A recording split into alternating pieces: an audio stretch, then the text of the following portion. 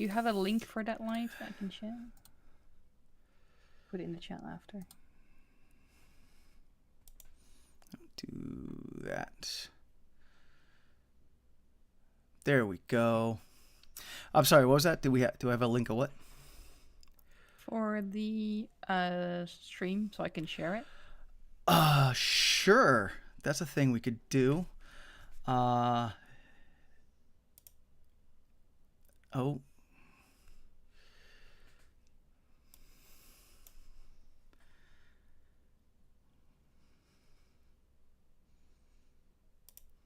There we go. Okay. Gotta love live TV. All right. Hello, everybody. My name is Adolfo, the Nerdy Puerto Rican, and welcome to the stream. If it is working, we'll find out. I am Adolfo, the Nerdy Puerto Rican, and I'm here with these wonderful players, and we're going to be playing El Juego, which is going to be a Pathfinder 2E game, but it's going to be set in a very special setting to me. It's going to be set in the Boricubos and the Koboa setting. These two settings are third-party settings, and these settings are based in Latin American mythology, culture, and the peoples, and it's a setting that you don't see a lot, yet is a very large part of the world, and I'm excited to share it. With a little bit of a background, I am Puerto Rican, so I'm very excited to share this. My culture and my peoples with everyone in this type of setting. So to start off with, and then this will buy me some time to hopefully find the stream link, I will let me hand it over to Connor. And Connor, go ahead and introduce yourself. Hello, it's me, Connor. You can find me on some of the Vibe Tribe production stuff. I play Delta, the reborn Way of Mercy monk in our Walk Among Gods campaign, which is a 5th edition Greekified game. I'm also in our lighthearted podcast Neon Memories with Adolfo, where I play Eric Colmena, the Gearhead Rebel, and I'm also in the one I always forget, which is Duskvale, which is our Monster of the Week game, where I play Danny Calaveras, the Spooky. I'm very excited to be a part of this game. I have an idea for my character that I'm excited to talk about. I am also really excited. I am American, but I have Mexican and indigenous peoples' ancestry that I was not a part of culturally going up. So I'm excited to see how I can kind of get in touch with that through a game thing. And as Adolfo told me to say, SOCKS. SOCKS. All right, I'm going to hopefully share. No, we're not going to. There we go. Okay. Link is in the chat. Okay. So then, SOCKS. Next up, we have Anna. So if you want to go ahead and introduce yourself, Anna. Yeah, so I'm Anna. I use they them pronouns, and I usually do a lot of one-shots at various channels. Yesterday, I actually started playing a Vampire the Masquerade over at the Misadventurers League, and I'm very excited to be playing Pathfinder here. I am as white as it gets, but I really love learning about other cultures, and I'm really excited to learn more about this one. And yeah, I'm very excited, and SOCKS. SOCKS, Huepa. And finally, let's toss it over to Alice. Alice, go ahead and introduce yourself. Okay, so there's a very talkative baby just over here to my left, so if you hear him, that's what that is. My name is Alice. I'm what I like to call white mystery. So there's a lot of things in my background that I don't know anything about, but very probably European. But I'm looking forward to exploring Boricubos and all of that. It's always been sort of very interesting to me. So hopeful and excited about this project. I'm excited to be a part. This is gonna be my first streaming D&D game. I've done like D&D before, but like this is a new experience for me. And yeah, so that's pretty much it. SOCKS. Yeah, so CKS. So, to kind of clue everyone, the watching audience in Spanish, SOCKS is roughly translated to "that's what it is." And a fun little way to remember that is literally spelling out SOCKS. But I've always chuckled ever since learning that, and have always wanted to share that because that's your Spanish of the day. So, all right. So this is actually session 0. And I know that my players have tons of questions about the world and all that. But we're going to start at step 1, and we are currently working on character creation. And how are we doing, y'all? Working on it. Okay, no, concept. that is A-okay. Because and one of the things I did put in the players' handouts is I did add a link to the Pathfinder beginner box, cheap plug. I have found Pathfinder to actually be very new player friendly. One of the things that Paizo did put out, it's this thing called the players beginners box, which has everything that you need to run a basic game, including a very broken down step-by-step version of how to create a character. And step 1 in the character creation is create a concept. So looks like we got that going. Does anyone feel like sharing their character concept? Well, I could go. Sure. Okay. So my character is a shadow sorcerer elf, cavern elf. They is named Trigfree, and he's, well, I don't know what I can say without spoiling a lot of background stuff. But used to work at a circus. At one point, sort of grew up there, and at one point decided to leave and go travel. And is currently on a quest of their own. And yeah, that's about it, I suppose, without spoiling too many things. Nope, that's good. That's good. Connor, you got a character concept out? I do. So to go on a word journey about it, when you sent out the theme of the game, I went, cool, Indiana Jones time. And then I thought, well, what can I do that's better than Indiana Jones? And I realized I wanted to be like a reverse Indiana Jones. And as I thought about it some more, I was going through, like, do I want to be like, a Tomb Raider type thing or something? And what I settled on is I'm going to be playing an Anabagua. Is that the appropriate pronunciation? Cool. Yep. Which is they're in the Boricubos book as the eldest, and they're plant humanoids from the island, or from the jungles, and there it is, from the jungles and the sea area around, or like the coastal areas around the islands. And I really, really enjoyed like that visual, and so I'm going to be playing an investigator, which is like a specialized rogue for my 5th edition homies. And I really, really like the mechanics behind the investigator. And she is on a journey to return cultural items, exotic animals, anything she can find from museums or private collections, and return them back to their natural habitats or resting places.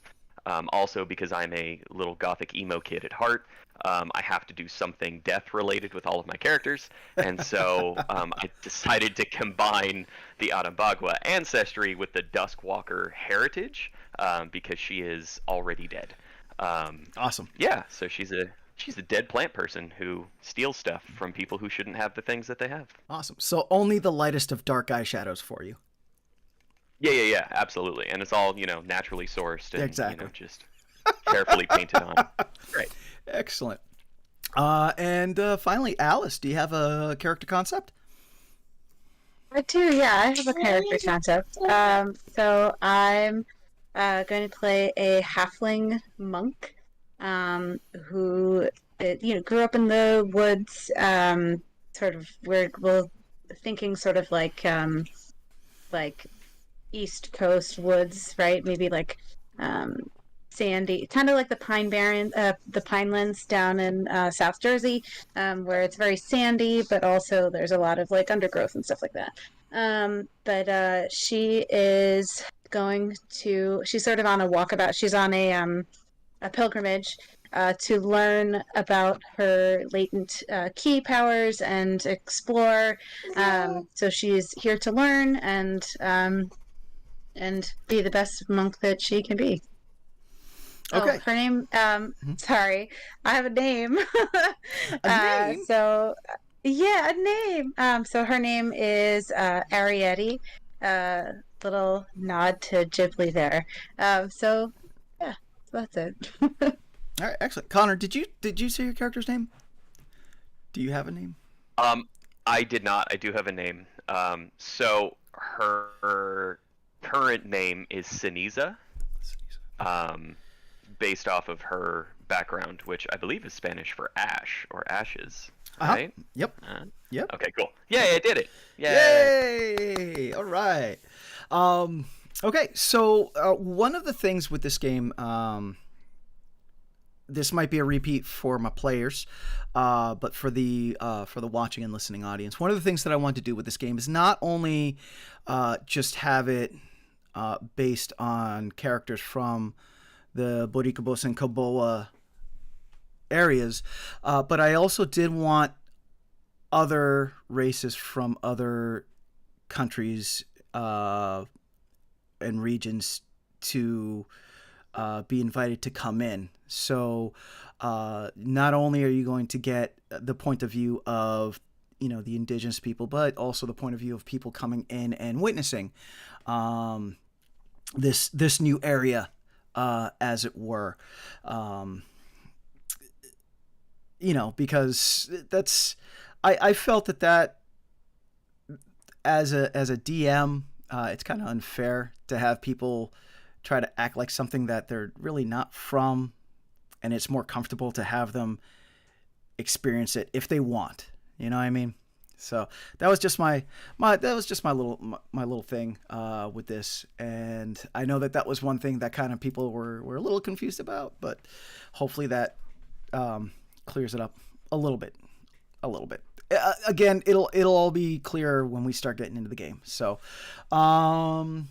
back to character creation. Step 2 for Pathfinder character creation is to start building your ability modifiers. And for those of us that play the tabletop role-playing games, that's rolling your stats.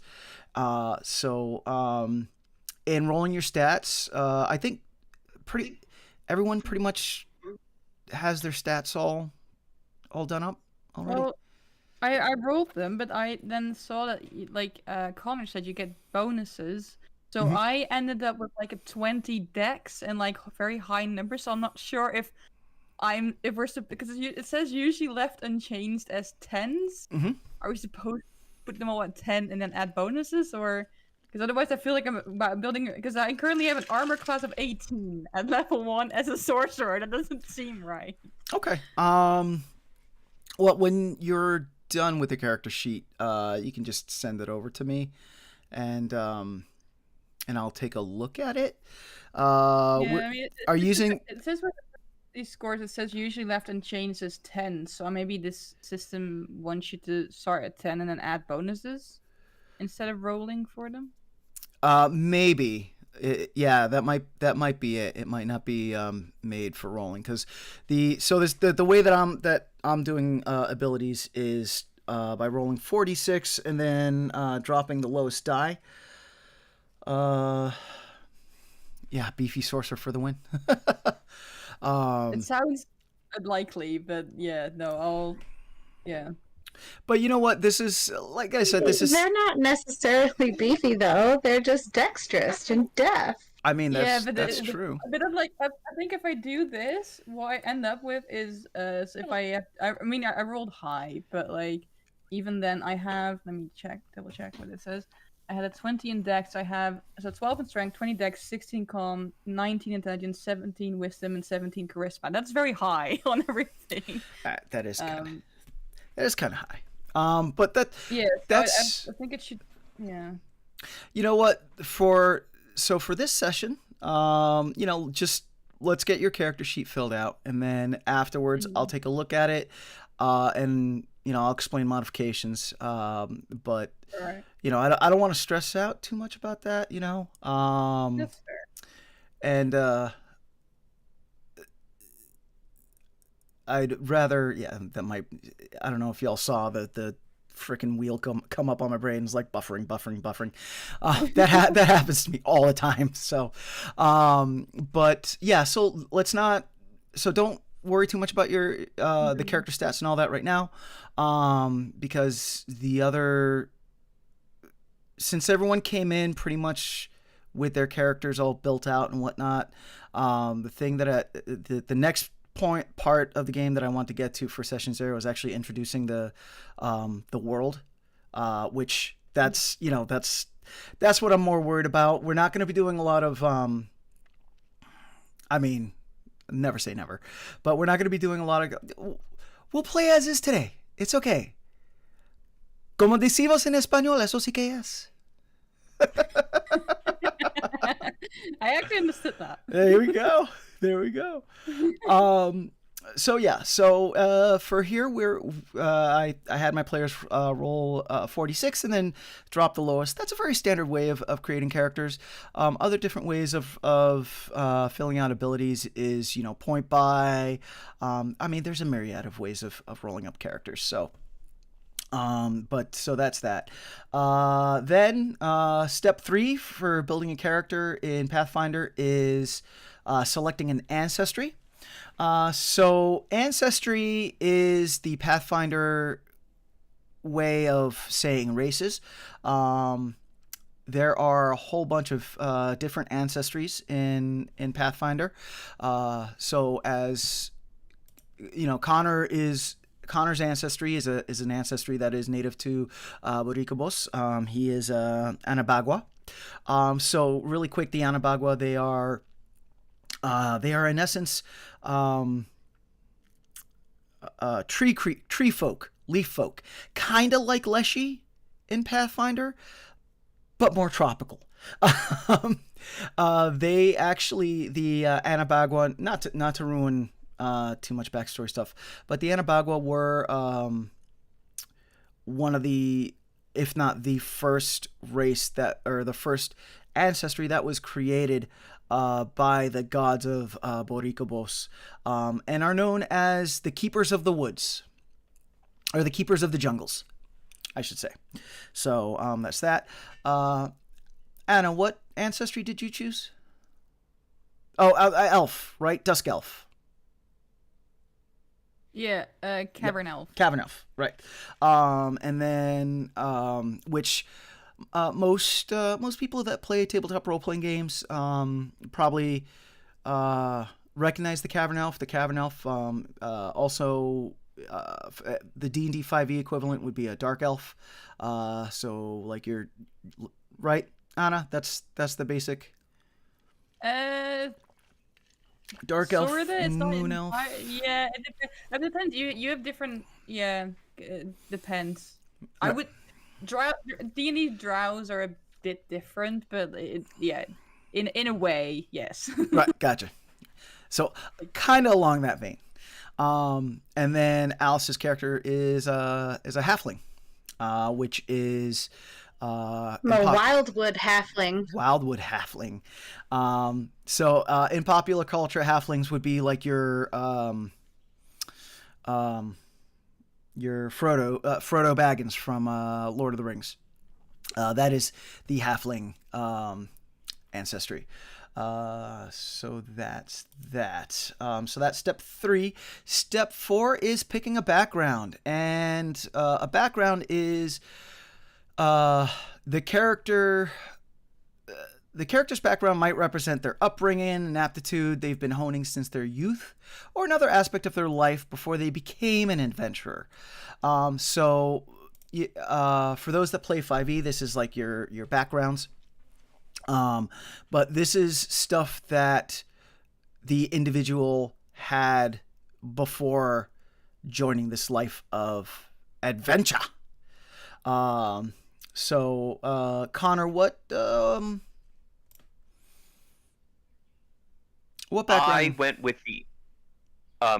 the artifact seeker background, Right. because I'm using the Pathfinder app. Yep. It just was there in the regional one, so I said, sure, I'm not going to ask if I can do it, I'll just do it. So I did, and what that is kind of focused on is, what got me about it was it's like a specialized version of like an archaeologist style thing, and I felt that fit with my character concept better. And then as a bonus, it gives me lets me be trained in the crafting skill as well as a regional lore skill, which I don't know how lore skills work, so we're gonna figure that out later. Yeah, we'll get there. Yeah, and then I also have the specialty crafting skill feat, which also fits with my character concept of going more for that crafty side of things, for the investigator class overall. Excellent. And then Alice, I know you've said it like 3 times already. Which background did you choose? I don't think I said it at all, Oh, okay. actually. But I ended up going with Scout.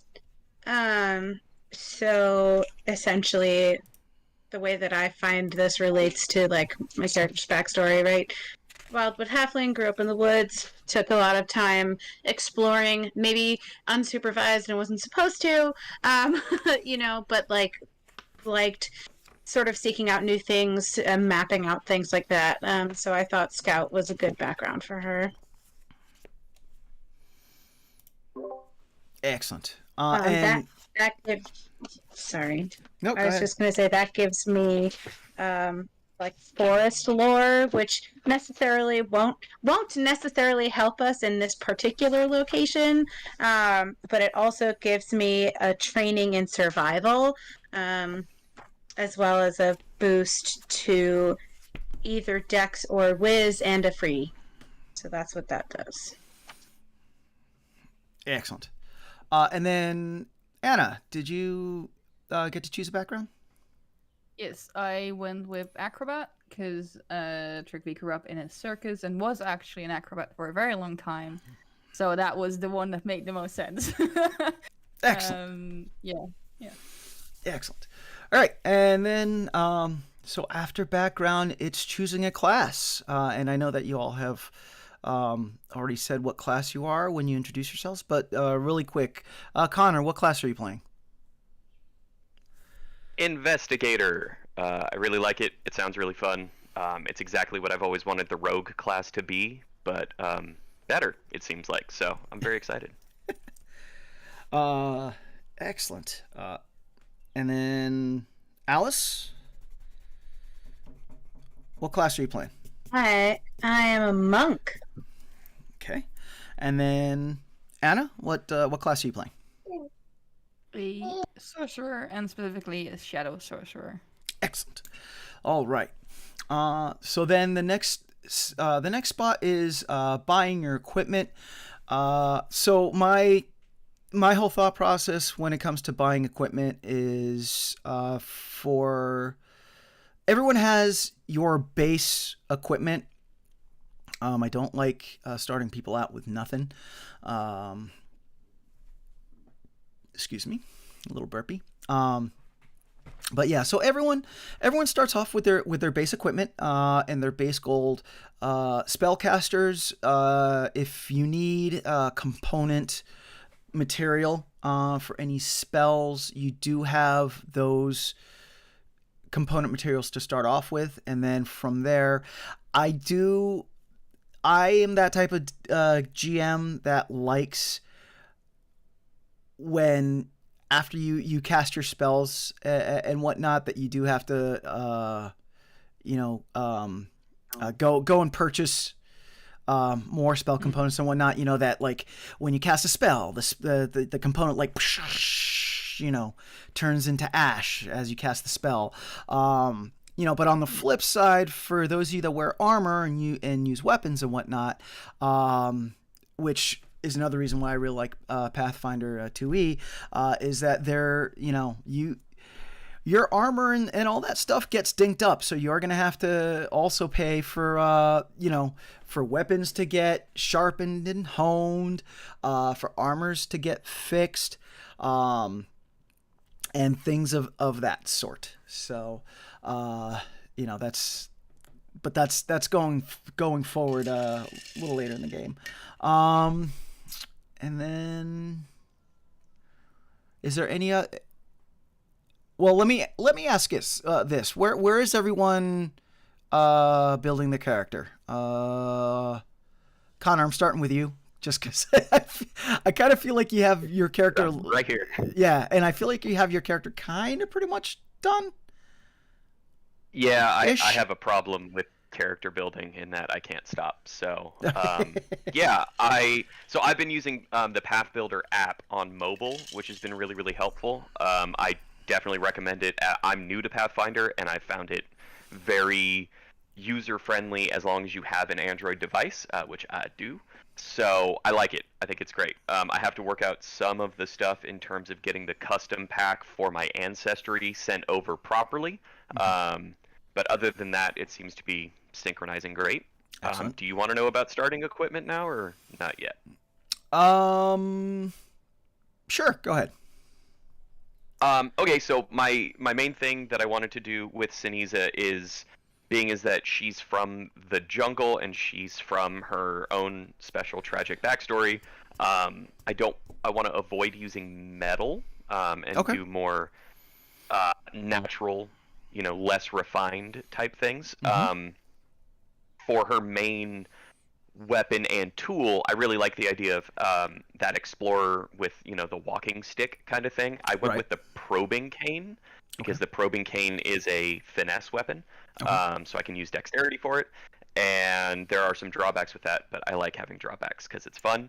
And I did a sling so I can throw rocks at people, and I did a darts as well because I almost always play a monk and I just can't let those sweet darts go. All of it being able to be maintained. And then for armor, for me, min-max researching online, investigators are great in medium armor. I don't like that. I want to stick with light. So I have her using the equivalent of like padded armor, I think it is, or quilted armor. It's one of the two. So it's made of like moss and other such things that she's scrounged up in her very short life rebirth, whatever, as a Duskwalker. So yeah, all natural ingredients, all organic. Excellent. Ready to mix it all up. Excellent.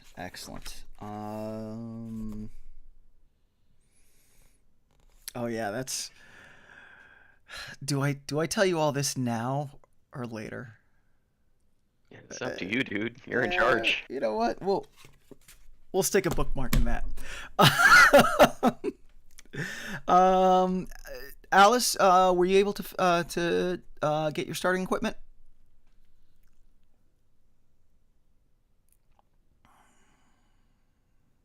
No. Oh, okay. No, I did not. All right. No, I got to monk, and there's a bunch of skills and feats and stuff, and I was working on that, and then we started talking about starting equipment, and I don't know, my fists are magical, I guess. So, and a monk doesn't really. We're untrained in armor, so we're an expert in unarmored defense.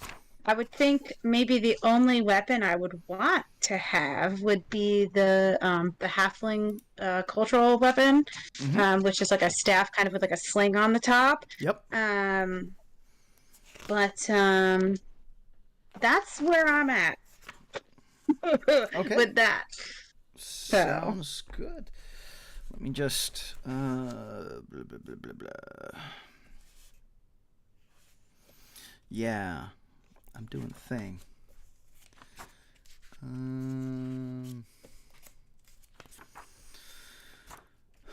Monkey, monkey, monk, monkey, monkey, monk, monkey, monkey, monk.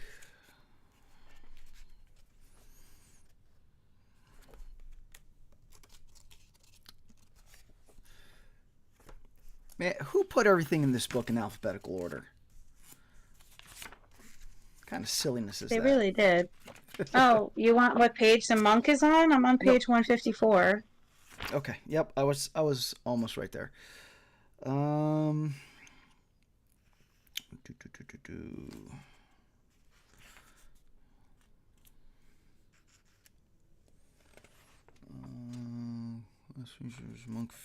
Monk fiats.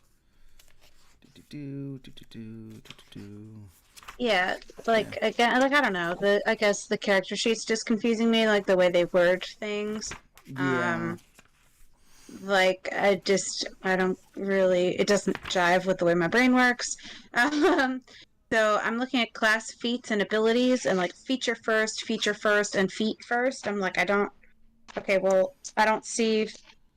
Okay, I guess class features. They want you to pick something, but there's nothing that says first on it. I guess I would write flurry of blows but that's like a thing that I get. It's not necessarily a feat. So Yeah. again, That's not really digging this character sheet setup. Finding it very confusing. But yeah. So flurry of blows and powerful fist are your class features. my features. Yeah. Fine. That's totally fine. And then I would pick a feat, which would be On page like 158. under monk feats on page 158, Mm-hmm. which I wanted key strike. Mm-hmm. So that then, but it that gives me like a focus pool. Yep. And then this is something that I also found frustrating. Because I have a key pool or like a focus pool, right? And on this page 158, they call them key spells, and then they tell you to go look on page 300, and on page 300 they call them focus spells. They don't call them key spells. So this doesn't make sense much to me. I understand that they're technically the same thing, but if you're going to call it one thing in one place, it should be also called that thing in the other place. I'm not a big fan of the way that spells are laid out, like with the different spell lists. Like I like the concept, but the execution is just like I don't know, too crunchy. Not for me. Yeah.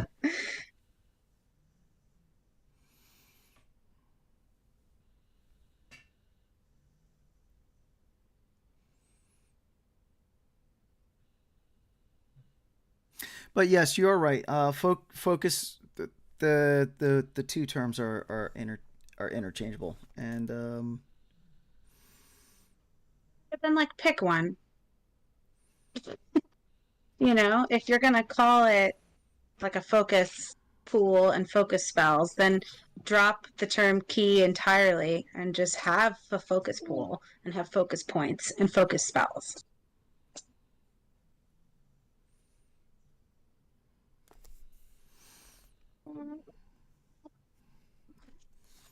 indeed.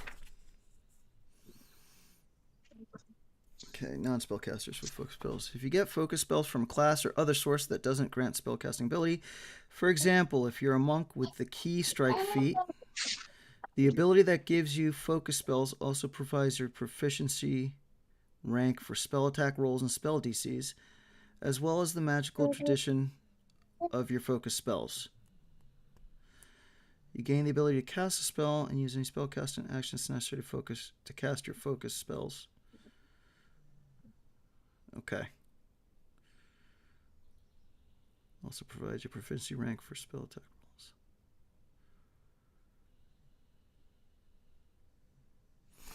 Okay, so I'll get a better explanation on that, and no worries. We'll come back to that.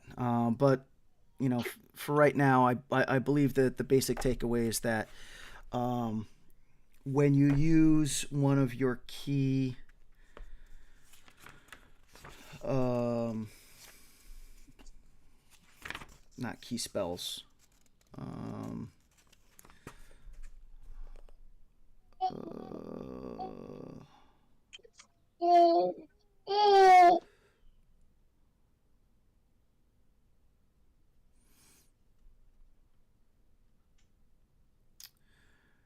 Damage die, fist increased 1d6 instead of 1d4. Evil attack, no, okay. Key spells. By tapping into supernatural inner reserve called key, you can create magical effects. Certain feats grant you special spells called key spells, which are a type of focus spell. Costs 1 focus point to cast a focus spell. When you gain your first key. So yeah, I'm reading off the page 157 on the key terms. Yeah, I know. Focus spells are automatically heightened. Yeah. Taking feats can give you more focus spells and increase the size of your focus pool. When you first gain a key spell, decide whether your key spells are divine or occult spells. You are trained in spell attack rolls and spell DCs of that tradition, and your key spell casting ability is your wisdom. Okay, so your spell casting That's ability why I put one of my... You're right. Is wisdom. Right, that's why I put one of my higher rolls in the wisdom, because I want, I want to have more spells and stuff.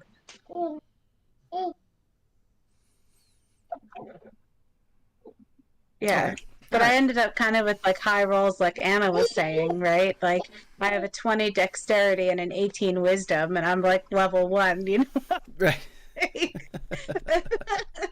But but part of that getting all the way up to 20 was because I got all those boosts from first. I'm a halfling, so I get a boost in dex for halfling, Right. And then I got to 20 because I got another boost from dex for my background being a scout. Right. So okay. Equipment. That was the whole coming back to the original reason why I was. Equipment. I just want to make sure that you have. I could have sworn that there was like an equipment starting thing. Hang on.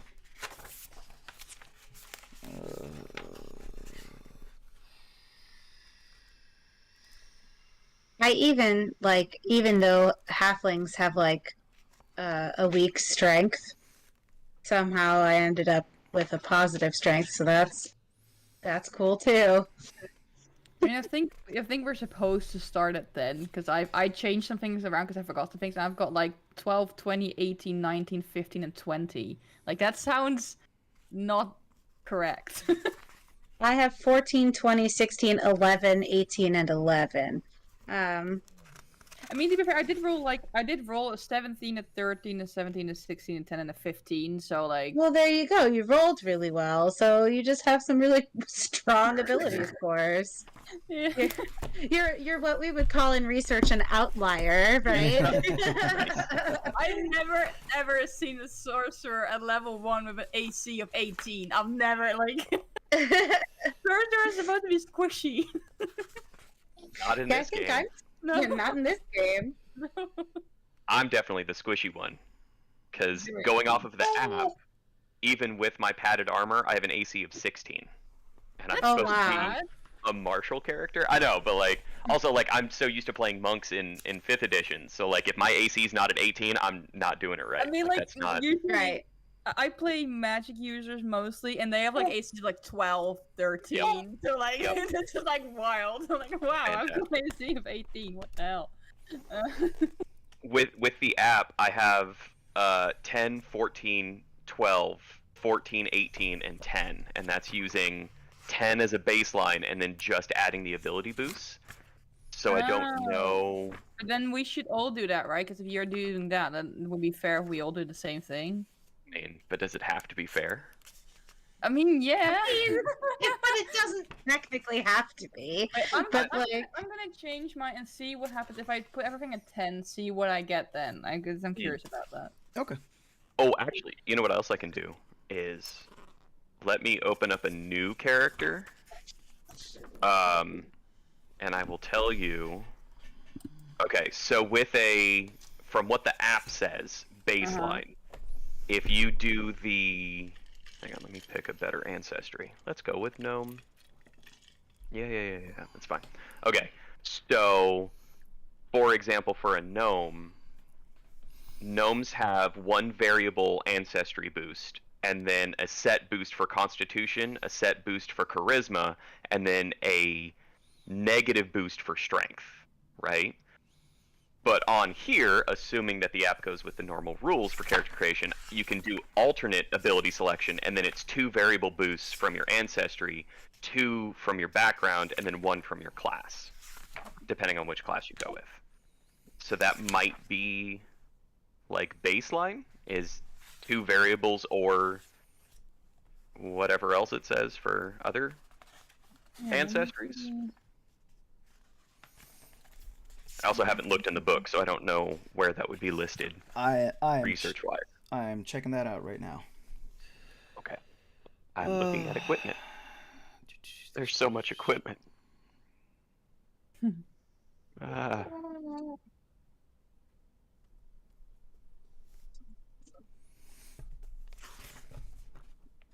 I could have had a cookery.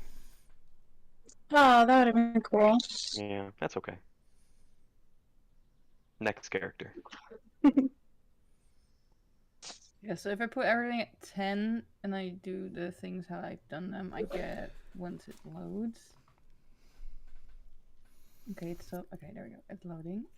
Okay, so This feels great as fast, but so as per the core rulebook, page 20, rolling and assigning skill scores is known as alternative method. okay. So roll 4 6-sided die and discard the lowest die result. Add the 3 remaining results together and record the sum. Repeat this process until you've generated 6 such values. Decide which value you want for each of your ability scores. Assign ability scores. Step 2. Apply the ability boosts your character gains from their ancestry, but your character gets 1 fewer free ability boost than normal. If your character's ancestry has an ability flaws, apply those next. Finally, apply 1 ability boost to one of the ability scores specified in the character's background. These ability boosts cannot raise a score above 18. If this would happen, you can put the ability boost into another ability score instead, as if it were a free ability boost, or you can put it into an ability score of 17 to reach 18 and lose the excess increase. So this sheet doesn't do that. Because I, for example, already rolled 2 17s, and if I would put something in there, you'll just put it at 19. Well, it can't go, so it can't go over 18, so then that extra point that would put it at 19, you can put that point into another ability. I don't think this builder does that. Okay. So I'd have to come up with another builder. I've already changed builders like 3 times now because I don't have the one Connor's using because I have an iPhone. So Yeah, that's fine. No worries. No worries. Wait. So 18 is the highest? 18 is the highest you can go. And then so say you have a 17 and then one of your ancestry things gives you 2 to that ability, then it can only go up to 18. That extra ability point you can reassign to a different ability. I think And that's not breaking the rules, correct? Nope, that is as per the rules that I'm reading. I think what I will do is I'll put in the things I rolled, and then everything that goes over, I'll change the ability score number to make it lower so it matches and doesn't read 18. Because otherwise, I have to change builder again. And I'm not doing that. Yeah, no worries. Let me see. So like this. Okay. Gonna have to do some math. Yay, math. What page did you say that was detailed on? Page 20 in the core rulebook. There's it's a darkened square at the bottom of the page. Cool, thank you. Alternative method, rolling ability scores.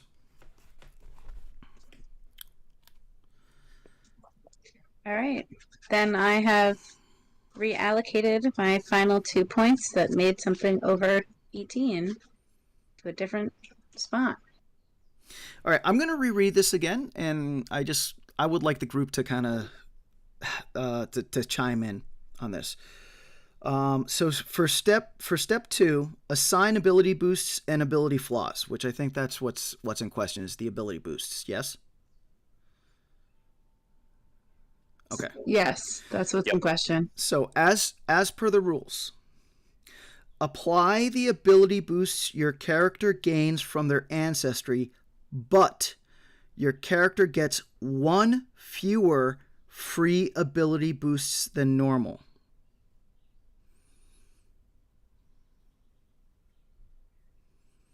Okay. So if you have, I think human has like 2 free ability boosts, but Right. other ones have only 1. Uh-huh. Right. So that would, if you go this route, then this would supersede having that free ability boost if you're like a gnome or a halfling or something like that, right? Right.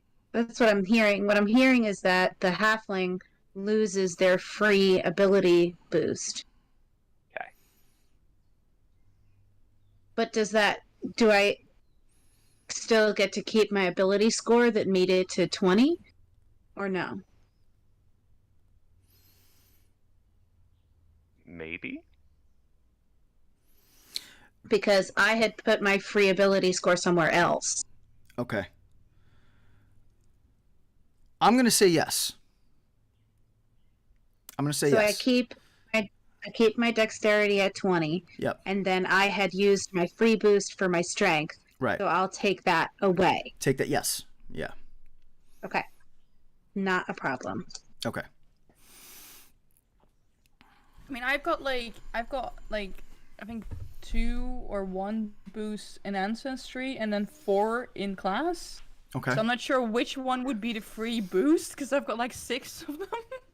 Well, it does indicate that it's a free. Like, so if it says specifically, like, you get a boost to charisma and dexterity, then those are not free. That's what you get. It would say, like, charisma, dexterity, free. And then in your background, right, it gives you a choice. It says you get, let's say, like, for example, mine was scout, right? Yeah. It said you have to choose either dex or whiz and a free. Essentially, you can put wherever you want. So Got it. if you roll, then you lose that free ability Got boost. it. Okay, I see it. Okay, There we go. I'll uncheck that one. There we go. Um, So for the listening and watching audience, we're all learning Pathfinder 2E. This is a new system. I mean, it's not a new system. It's been around for a while, but I think it's safe to say we're all new to this system. Even I'm new to the system, and I've ran the beginner's box, but so we're all learning here, and this is part of playing at a table. and also, like, do you lose all free ability boosts or just 1? Just one. Just one. Okay, so Just one. because I've got 4 from my class, 2 background, and then 1 ancestry, so I've got 7. So only the background 1 I dropped, Mhm. and I still have my dex at 20. But that should be max 18, right? So Max 18. Yep. No. Wait, you told me I could leave it at 20. Why are you changing your mind? Because Now take the book back out. Read it again. I know. I'm sorry, he's my husband, so I get freebies. I can do this. I'm getting it. I'm just waiting to see if I can get 20 intelligence at level 1. That's what I'm waiting for. Because you First I'm told playing me high-end I could character. leave my dex at 20 because I got rid of the free that I added to my strength. Okay. Because that's what the rules said. You are So correct. now you're telling Anna that they can't do that, and Okay, so no. this Thank you. so this the second part of this is these ability boosts cannot raise a score above 18.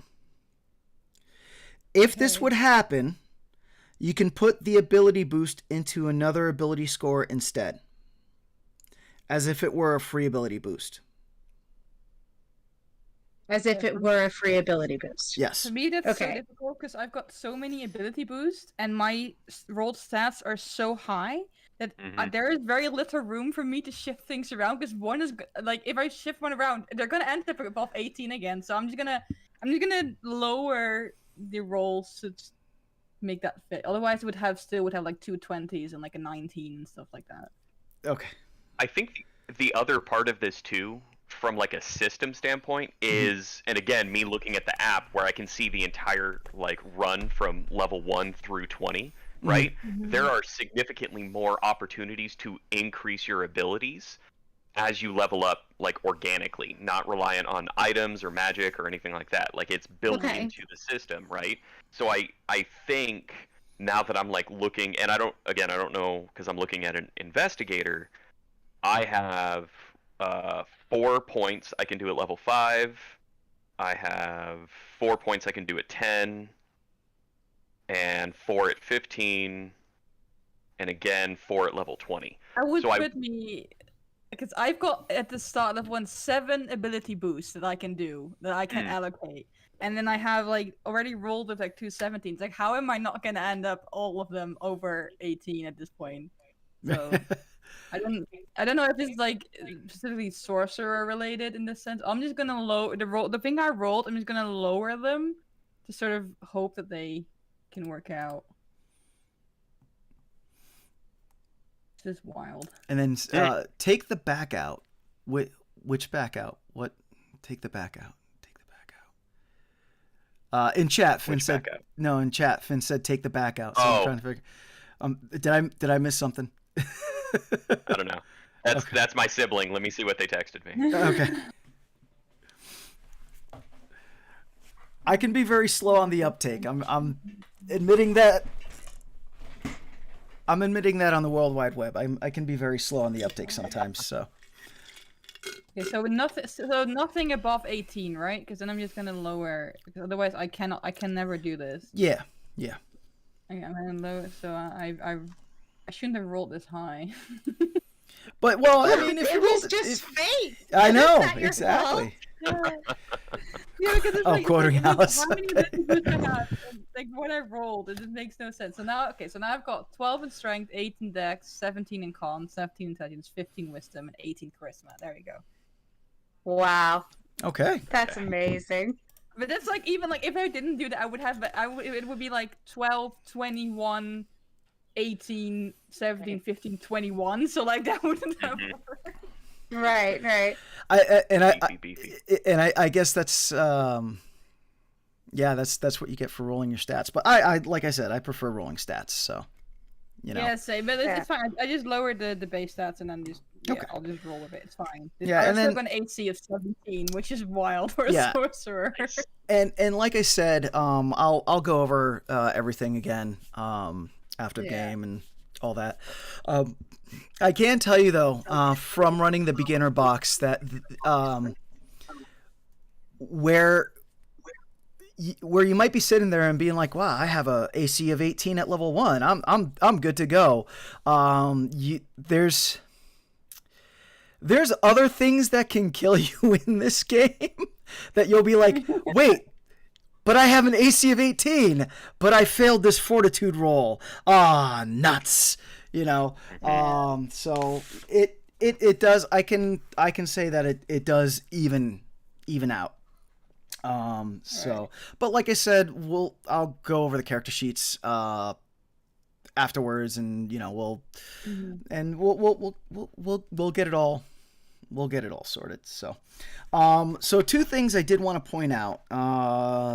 These are 2 of the biggest differences between Pathfinder 2E and other popular tabletop role-playing games that people play.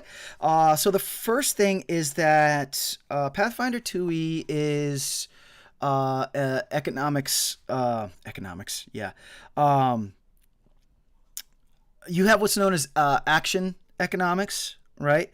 So each character, starting off, you get 3 actions and 1 reaction. And in the player handouts, I did put a player reference card that you can reference. But also, depending on your individual class and whatnot, you'll see that each thing costs a different amount of actions and whatnot to cast or use or what have you. And no one is playing a fighter in here, but it is good to point out that you automatically do not get your shield bonus to AC as a fighter in this game. You have to take an action to raise your shield to gain your AC bonus. But some examples of the different actions that you can take. So like from 1 action point, you can drop prone. 1 action point, you can stride, which striding is to move your speed. You can take an action point to strike, action point to stand, to step, etc., etc., etc. So these are all, and then of course, like I said, there's more in the book, but this is one of the big differences between other popular role-playing games and Pathfinder. And I found that actually it does, once you get used to it, it actually makes it a lot more, dare I say, tactical, you know? And all, you know, you're not like just walking up to a monster and just like whacking him, and that's, you know, I've used my action, that's all I can do. You know, you find that there's other things that you can do. So that's number 1. Then number 2, which this takes people off kilter a little bit, is that in this game, if you roll a natural 20, that's not an automatic crit success. In this game, in Pathfinder 2E, the way that you there's different degrees of failure and success, and the way that you actually crit succeed in this game is by rolling 10 or more over the DC of whatever it is you're trying to roll. So let's just, for easy numbers, let's say you are attempting to hit a kobold who has an AC of 10, right? And you swing your sword, right? And you roll a 15 on the die, and then you have a bonus of 5. So meeting that 20, getting that 20, you have technically met the 10 over, so you have actually critically hit that character. And then of course, like the crit rules come into play.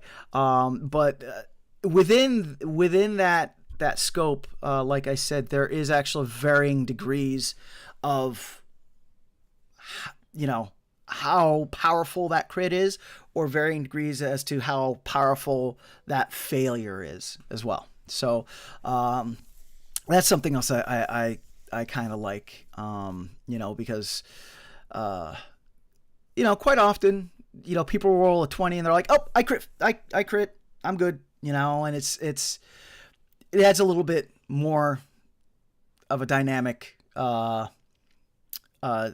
adds to the playstyle, makes it a little bit more dynamic. But when we get into the game and when we start getting into like roles and stuff like that, you'll see it. But I did want to toss that out. And then a question that I had been asked earlier in regards to skills, there's also different degrees of training in a skill. So you can be trained, you can be, was it trained, master, and something else? Trained expert. Right, trained expert and master. And legendary? And legendary, that's what it is. And again, that, that's the difference between someone that is just starting out in blacksmithing and someone who has been smithing their entire life and is a well-renowned smith for creating amazing things, whereas someone that's starting out in blacksmithing just to make a regular horseshoe might be a challenge for a legendary smith, to create a horseshoe is like takes 2 minutes of their time. It's like boom, boom, boom, boom. There you go. Give me something else to do. So that's just a small example of that. But again, we'll get into that. We will get into that as we get into the game. So, how are we doing on character creation? Trying to pick spells. Okay. Is it in Pathfinder the same as in D&D where so my bloodline grants me a 1 cantrip and 1 spell? Is that on top of the amount of cantrips and spells I can pick? I think so in Pathfinder, right? I think so. Yeah, I think it's the same in D&D. So it's like, because I can pick 3 spells, but I already got 1, so that means I will have 4 level 1 spells, I think. Yeah, I'm gonna say a soft yes on that for right now. I tried googling it just now. I think so, but Google wasn't entirely clear. When I was using the app, again to reference the app, when I built my investigator as a gnome, even though the investigator is not a spellcasting class, I was able to get gnome spellcasting options based off of ancestry and heritage. So I would assume that it stacks on top of things. Yeah, I think so. That would make sense. Because I have an ability from being an Anabagua, but it's not a spell, but it's like listed as a spell.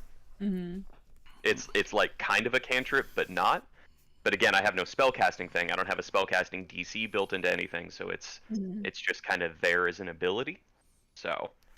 Okay, so at level 1, you can cast up to 5 cantrips per day, and 3 first level spells per day.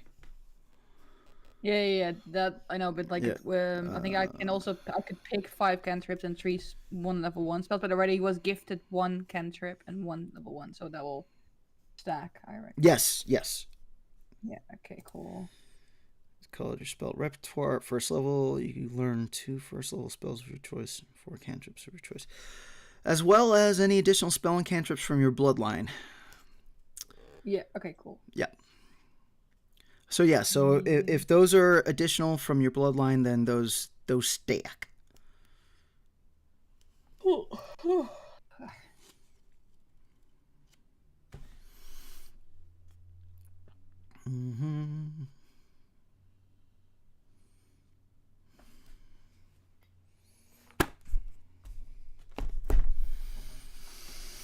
Okay. And then Connor, how are you with character building? I am doing okay. I chose my methodology, which is the subclass. Okay. I really like that you get to pick your subclass like instantly instead of level 3.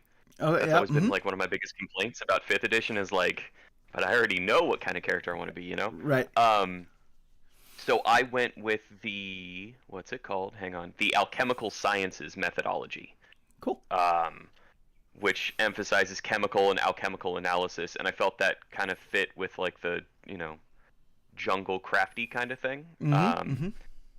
So I get six.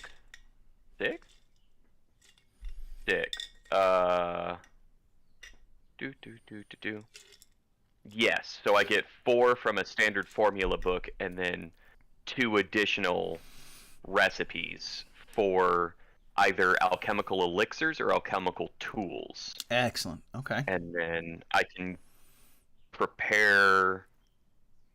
Where does it say that? It says that right there. So I can do up to 4, because it's based off my intelligence modifier, up to 4 vials per day that I can then transform into those tools. So Nice. I'm in the process of picking those tools for myself. But other than that, it looks good. I have dark vision. That's a fun thing I can say Yay. about my character. Yay, dark vision. Because not And I have everyone has dark vision. Yeah. So that'll be fun. And then I think I also have one of the things I like about the investigator as a class is I have a thing called strategic strike. So as part of my action economy, I can devise a stratagem, which lets me like analyze a thing and investigate a thing, and then get bonuses based off of that. And in combat, if I use the strategic strike ability, I can use my intelligence modifier instead of my other modifiers. Oh, nice. Which is really cool. Yeah. And it sounds like it's the Robert Downey Jr. version of Sherlock, like You're right. Yeah. slow-mo. Yep. Everything. scene thing. Yeah, exactly. Yep. Yeah. So I'm really excited for that one. But what I like about this class is that it feels like that specialized rogue style, where it's in combat it's dependent on one big dump of damage, and then outside of combat it's just skill monkey nonsense. Because I think I'm at least trained in every skill except for like 3. Nice. Right out the gate. So that's fun. Nice. Also, as a heads up for you, I dumped charisma, and I decided to not be trained in like any charisma skill. So Okay. yeah. Okay. Alrighty. That's just how I play my characters, because low charisma I think is way more interesting. Okay, I dig it. For me, at least. So I yeah, dig it. so I'm picking my alchemical nonsense stuff. Sweet. And then Alice, how are you doing on your character? I'm on baby duty right now, so not making much progress over here. Okay. But you know, I have my feats and abilities and stuff. I just need my I just have to write down my stuff. The equipment. There we go. Like stuff is not helpful. Yeah. So that's it. Okay. Do you want me to take the baby so you can write that stuff down? Sure. Okay. All right. Give me one moment. I am listening, so if anyone has any questions, but I'm gonna grab the child, and that way Alice can finish up their character. It's also like anyone taking any healing things, because otherwise I will. I have a little bit of healing. It's not great, but I have. I can do one that I think you can regain 1d10 plus 4 hit points, which is nice. Oh, nice. Yeah. Wait, hang on. Yeah, boosting its mental defense and healing its wound. Yeah. Let's see what else it says. Okay, okay. I'll do this one. It looks pretty cool. Yeah, I can do Elixir of Life. So as I progress, I get more alchemical like recipes and stuff. So I'm like a really minuscule alchemist kind of thing. So I can do like healy potions, but it's like a limited amount of those per day. Right.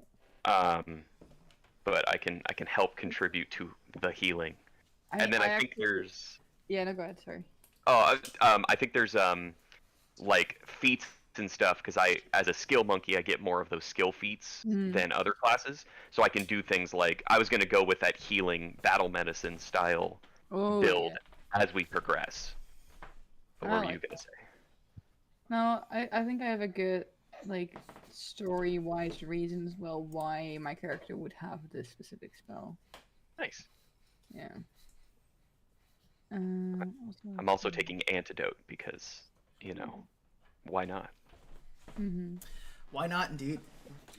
So, just about my style of GMing, I don't like people getting like fixated on the whole. Oh, someone needs to be a healer. Do we have someone for healing? A lot of the stuff I throw at you, you can think through it. You know what I mean? And that's the big thing for me, and also, I like thinking out of the box. So if I, for example, if I have a hill giant like walk into the middle of the road, right? It's not intended for you all to fight it, even if the fighting music comes on. Because there's a multitude. You have all these great skills, especially in Pathfinder. You have all these great skills that you can access that, I would much rather you be inventive and come up with some new way to get around it. You know what I mean? Having said that, like if you want to go hack and slash, of course we go hack and slash. But I am just here to present the thing to you. You're the ones that work it out. So let me just grab. No, I usually as much as I like combat, I try to avoid it if I don't have if it's possible. I think it's also kind of my Cthulhu mindset that sometimes comes in. Oh, well, there it is. You said it. Yeah. Combat. Oh, okay. You won't survive. That's just how that game is played. Yes, exactly. I've had 2 characters die so far in combat. Oof, so nope. crazy. No. Yeah, I think that's the way. I think that's the way Call of Cthulhu is kind of set up, though. Is like the way you win the game is by dying. Yeah. No, it's just like I like that. It's the aspect of it's like you're human, and obviously humans are squishy. Yeah. And it's just whenever there's a situation getting tense, and I'm like, please, no one say anything to offend this person right now. Yeah, it's quite fun. I do love Cthulhu. You know what, buddy? I have a very bad habit of being the Leroy Jenkins. So we just finished a Curse of Strahd campaign, and we all took turns being the Leroy Jenkins in the group, and it was excessively combat-y and not healthy. So yesterday I played Vampire for the first time on a stream, and my character is a himbo. And he's also brand new to being a vampire and wasn't guided at all. So he yesterday he said, "Who the fuck are you?" to a clan prince. Oh my. Oh good. Oh my. Because he had no clue. Oh my. Yeah, it was fun though. It's fun playing because I'm a new player, and I think I'm the only one in the group who's new to the game. So it's very nice to play a character who also is very clueless about things, because then if I fuck up, it just makes sense. Right. Yeah. Oh, that's cool. Yeah, no, it's a fun game so far. I know, Daddy's wearing the silly headphones. Right. Okay. All right. So as soon as you all get to a point that you feel comfortable that we can at least start doing a little RP, y'all let me know, and we'll get in the meat and potatoes as to why we're here. Yeah. So I didn't realize that I played Pathfinder 2E like once in a one shot. I didn't realize there were so many actions I could take. Mm-hmm. That's a lot. I think I've got my, because I just looked up the starting equipment for a sorcerer. I changed around because it said a sling and a dagger, but I'd rather have a sickle and a dagger if that's okay, because they're both simple weapons that I have. Yes, yep. Mm-hmm. I will allow that. I think they're. Yeah, what size sickle do you want? You want like the two hand, like the big two hander, or like just the one handed? Well, originally this character had a scythe, but that was in Pathfinder one first edition, I think, where it was just my GM going, yeah, sure, you could have a scythe, whatever, even though I wasn't proficient with it. But I'm not proficient with that one, so I don't think I'm allowed. Okay. To have All right. that So it's an actual it says sickle. Yeah. Yeah, because I'm only trained in simple weapons, and the scythe is a martial one, so I'm not. I can't. I mean, I could add it to my sheet, but like I'm not supposed to have one. Okay. So I'm good with you having the sickle. So. Yeah. That's the simple one. You mean? Yes. Mm-hmm. Yeah. Okay. Cool. It's just a small scythe, basically. Yeah. It's fine. A little curvier. Yeah. That's about it, though. I feel one of the best representations of a sickle is in the newest Puss in Boots. I don't know if you've been able to catch it. I have not seen it yet, but I do want to. Okay, if you can, definitely watch it. It's a great movie. But the interpretation of death that they have in the movie has double wield sickles, and it is so cool. I want to make that character so bad. I've seen that. Yeah. I know what you're talking about. I know. Yeah. I've seen that. That's cool. Yeah. I was so pleasantly surprised by how good that movie was. I know. I was so happy that it wasn't just filler. It was actually it was a well written movie. So earlier on, and I know this kind of threw a lot of people for a loop, but in our chat, I had asked you guys about what would your character be doing on a regular night. And I know a lot of people like, wait, what? You know, and had questions. But I want you all, while we're finishing up with your characters, to think about your character and what would they do on a regular night? No adventuring, no no fighting unless that's what they do on their spare time, is like, in a fighting ring or something like that. But what would your character be doing if it was just a run-of-the-mill night? Like a Tuesday, if you will.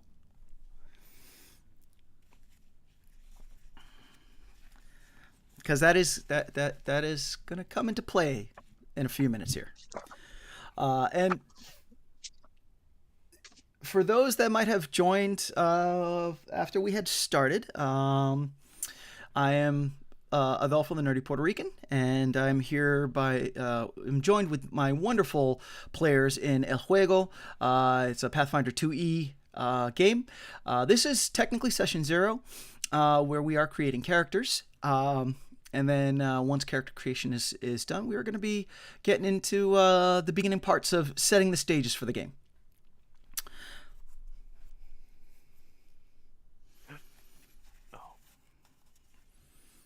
I did just want to toss that up there because I feel like people are actually watching, which is pretty cool. Yay! So That's crazy. I think my sibling and my mom are still watching. So hi, sibling. Oh, hi, mom. huzzah! Hello, sibling. Hello, mom.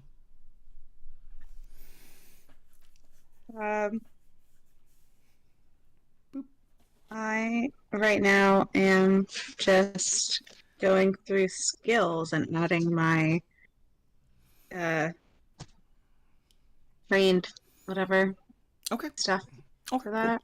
So let's do this. When you get to a point that you feel that you're ready for some role playing, go ahead and say SOCKS, and I'll mark it down, and then we'll go from there. I just send you my sheet. I think I'm done. So SOCKS, I suppose. All right, sweet. I think I've got everything in my sheet now. Oh my gosh, my wisdom is not 0. What am I doing? You suffered a serious head blow. Wah, wah, wah, wah. I know it's the amnesiac backstory. Right, buddy. Okay. you know, like I think Critical Role and those shows are cool, but like, I feel that they should show the real gamer, you know, the DM that has to take care of their kid while DMing, you know, the players that have to also, you know, like do their taxes while playing, you know, that type of thing. And learn how to play the game. And while learn how to playing. play all at the same time. Or making dinner whilst, you know, in the middle of a very epic combat. I think I am SOCKS. All right, sweet. I think. I need to find my dice that I want because I've got a lot of dice, but some of them have been very bad and are in jail at the moment. Oh yeah. What do you use? Dice jail. Yeah. What do you use this dice jail, Anna? I just don't use them. I just Okay. ignore them. I just stick in the Nice. silent treatment. That's even worse. Yeah. Well, sometimes what I'll do, because sometimes what I do is I'll roll a d20 with that set, and then if it's not high enough, I have one that was in dice jail for like months. I rolled a nat 1. I'm like, you're staying in dice jail. Yep. Connor, do you have a dice jail for your dice? I kinda. I wish I thought of the sheer emotional damage of just ignoring it. But I have a little nom nom box thing that I keep my active game dice in, and then I have a big nom nom box thing that I have all of my like you're not on the list right now, and so they just all get thrown into there. But I try and thematically like do my dice, and I had to swap out my A Walk Among Gods set after the last episode that we recorded, which I don't know if it's out yet or not. But my combat dice did okay, but it just like, you're tired, you need to go take a breather. Yeah, but I have pulled out all of my gothy dice for this particular game. So Nice. I think the saddest part is that one of my favorite dice is like in terms of how pretty it is in dice jail because it just keeps rolling like shit. I'm like, I would love to use you, but Isn't that the worst when you buy like the prettiest dice ever and you're like, I can't wait to roll it, and it just rolls piss poor all the time? Yeah. I've currently got like I don't know if you can see the like sort of pasteling dice, and then I have another secondary set that is like just purple. Nice. Body purple. Yeah. Nice. Yeah, and then I've got more in here, but Alice, do you have anything that I thought uses? I was ready. Do you have I anything thought that uses? I thought I was ready, and then I have no armor class. Oh, okay. So hold on. More importantly, do you use anything as dice jail? I used to. This is before I met you, actually. I used to, when they really, really treated me bad, and like talking about it makes me feel a little bad. I used to put them like in a Tupperware, fill it with water, and put it in the freezer. Wow. Yeah. But I don't do that anymore. That's not the first time. I used to play with individual that his dice pissed him off so bad one game that he took all of his other die and like lined them up and literally melted the one die in a frying pan and made all the other dice watch. I mean, yeah. So I feel like there should be a study on like tabletop role players and their dice and like how we treat them like actual living things. Right? They know what they did. Right. They know what they did. I bought a set from my favorite YouTube channel when they started releasing their die, and I'm like, cool, I'm going to use this. And then the D20 always rolls under a 12.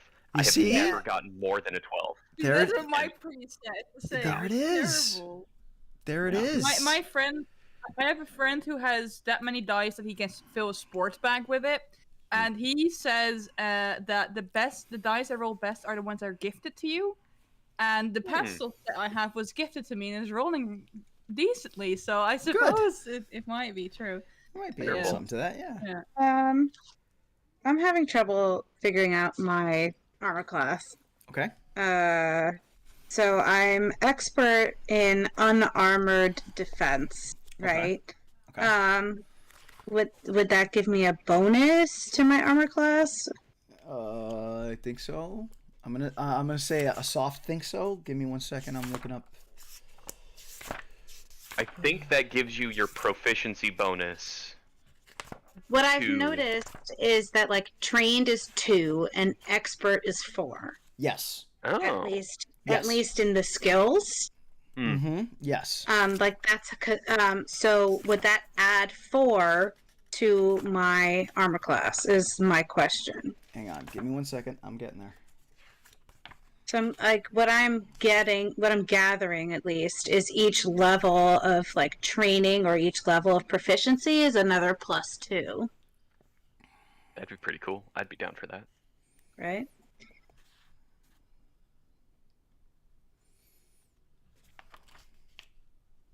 Thanks, Finn. Thanks so much for that. Untrained in all armor, expert in unarmored defense. So unarmored defense.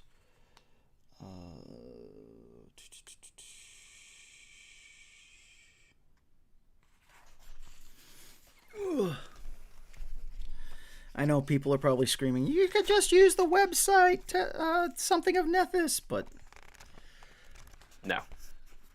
I'm silly like that.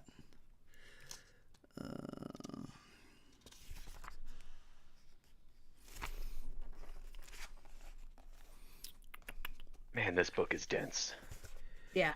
It is. Okay,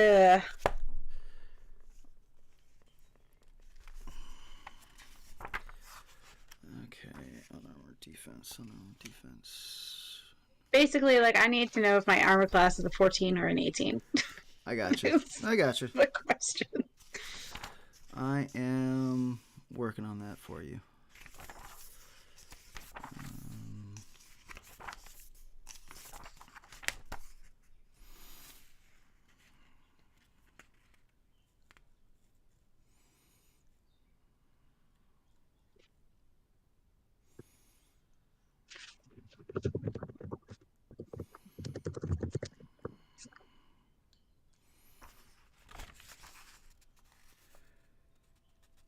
Trained in monk class DC.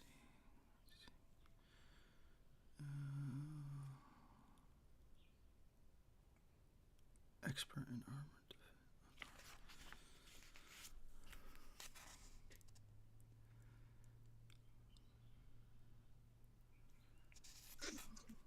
I'm looking. All right, we're fine.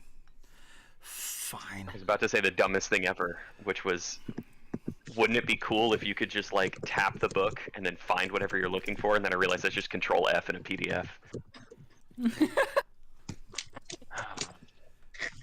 That's true.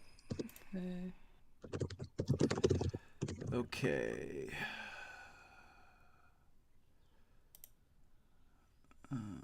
Also, I like how one It of my looks like skills. yes. Hmm? It looks like yes. It looks like I add 4 because of the proficiency. It would make sense, I think.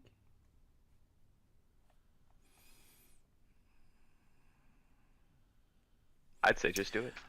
When do it, okay, then. so AC when unarmored and encumbered, the monk adds their wisdom bonus, if any, to their AC and their CMD. In addition, monks gain a +1 bonus to AC and CMD at level 4. Okay, so that's these bonuses to AC apply even when.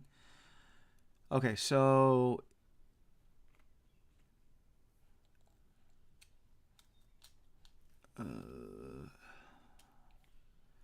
Yeah, you know what? I'm going to say yes. I'm going to say yes, and then To we'll. what? To you said the difference. So 10 plus my dex plus my proficiency.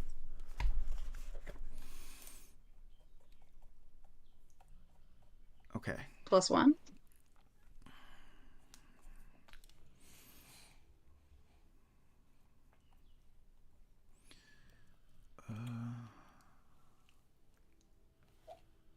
One of my skills is called circus lore. Like, what do I do with circus lore? We'll Got a +6 in circus lore. we'll get to that.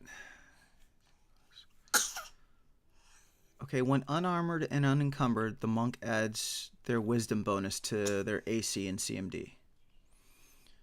Also my AC? Yes, AC. Wait, also my wisdom? When unarmored and unencumbered, the monk adds their wisdom bonus, if any, to their AC. So I add 10. So it starts at 10. Starts at 10. Then my dex. Then my proficiency. Then my wisdom?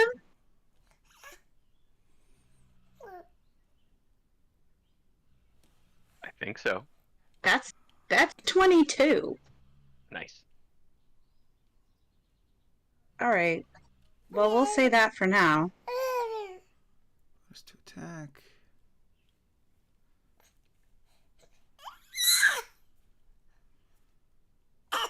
Yeah, just leave that for now, and then I'll go in and we'll look at it after. We'll fix it in post. If that's not what it's supposed to. Yeah. All right. Then SOCKS. Okay, fantastic. All right, I actually need to use the little GM's room.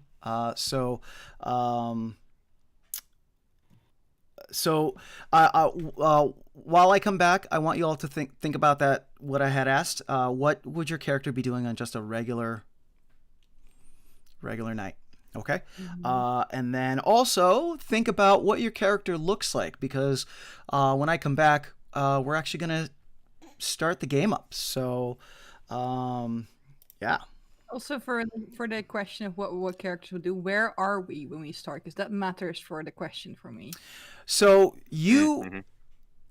for those of you that are not from Boricubos, you are starting in Galarian. So Galarian in Pathfinder, Galarian is the main setting.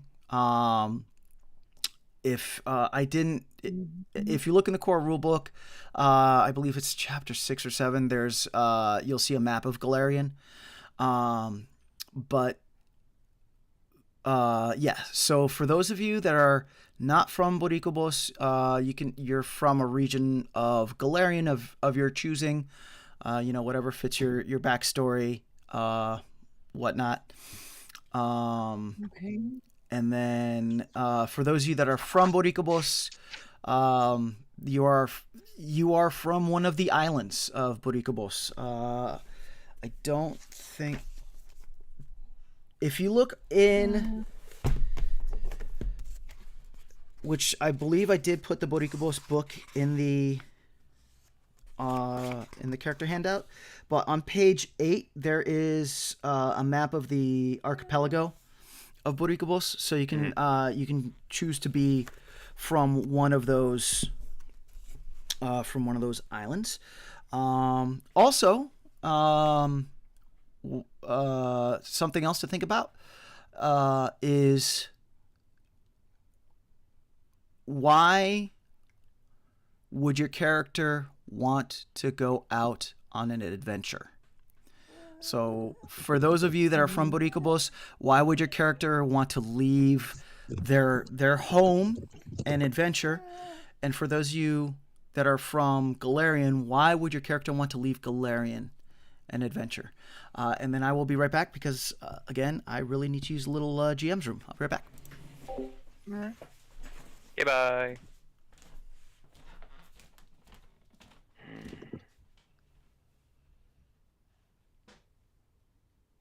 I need to quickly find out where I'm from. Right? Okay,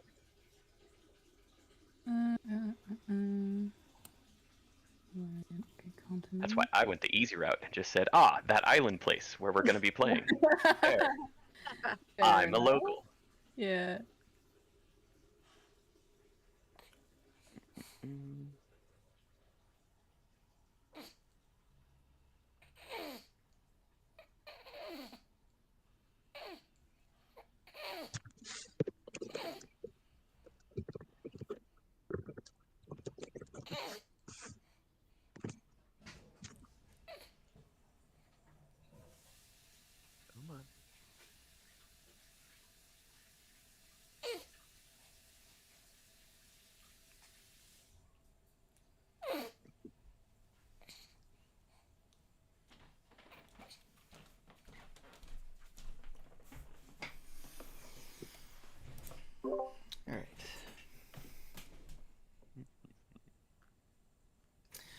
and let me see if the little one wants to bounce. I'll be right back.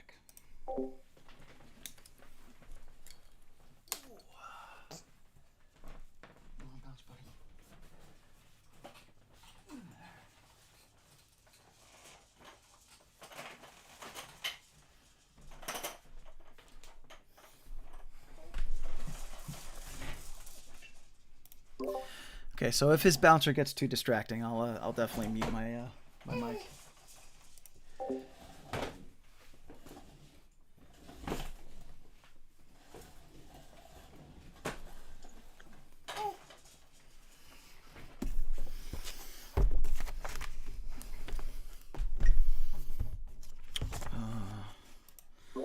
So to assist along. Exactly.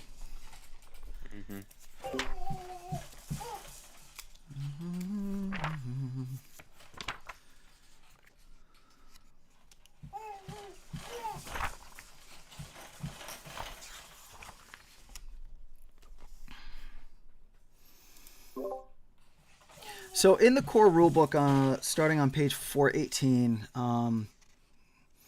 that starts the different continents of Galarian. I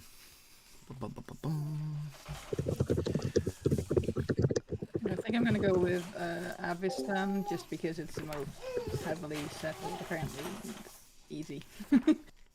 Nice. And probably some small town somewhere. So I'll have to come up with a name real quick.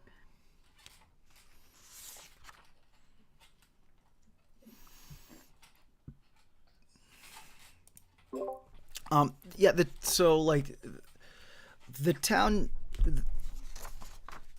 you don't have to stress too much about your hometown name right now if you don't want to. I have a list of like fantasy names somewhere, so I can just pick one. Oh, good. Yeah.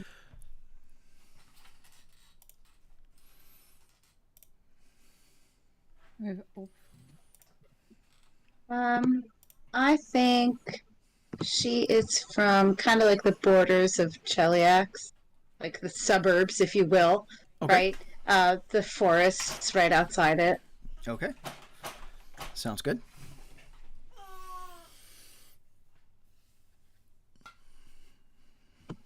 All right. So when you know what, we'll say this. We'll call this the go catchphrase for this game.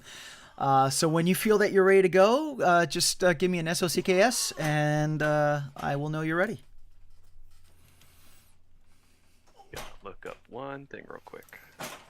SOCKS. I think I'm just gonna go for it and just make sure. Right? Let's just go for it. SOCKS.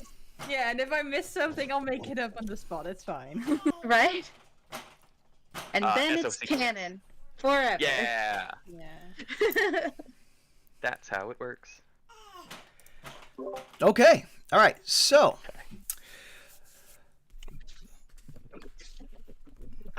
I'm just excited. I'm starting the game now, so I'm like, all right, I got to calm my mind down. 10 million things racing. All right, so Trigfee. It is a regular Tuesday night. What I would like you to do is describe your character, describe the setting that they're in. Again, it's a regular Tuesday night. And what would your character be doing on a regular Tuesday night?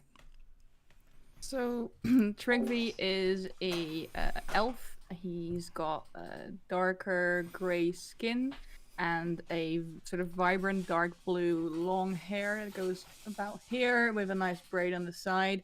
They have completely white eyes. However, their right one is visibly damaged with a little scar going across. And they wear dark clothes, like a little kind of goth, I suppose, would it be, and then hand knitted, like homemade, because he knits fingerless gloves, so also black. And currently he lives in Opval, which is Obfall, and it's a small rural town in Avistan, and he lives there with two people, his brother and his daughter. And currently on a Tuesday night, what he's doing, he's reading a bedtime story to his daughter, who is put into bed right now. Okay. Very good. Very good. All right, Arietti. It is a regular Tuesday night. If you would please describe what Arietti looks like, and again, describe what Arietti looks like, where they currently are, and what they would be doing on this regular Tuesday night. So it's a regular Tuesday night. Arietti just moved out, or is like trying to like move out and like make it on her own. So she's in the kitchen. Her red hair is clipped up in the back, and she is sort of like flustered, right? Her hair is all kind of fluffy. She's frustrated over this pot, right? Just hoping that anything, just please, whatever I put in here, it's gotta be edible, right? Like I gotta figure this out. And then taking some moments, like trying to find those deep centering breaths, right? Like, oh my God, I know. They told me, I gotta figure out, I gotta find my center. It's so hard. Okay, it's fine. I'm working on dinner. It's gonna be okay.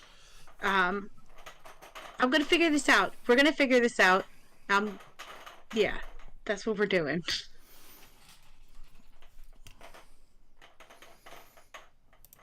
Excellent. And finally, Sinessa. Regular Tuesday night. What does Sinessa look like? What is their location? And what would they be doing on this regular Tuesday night?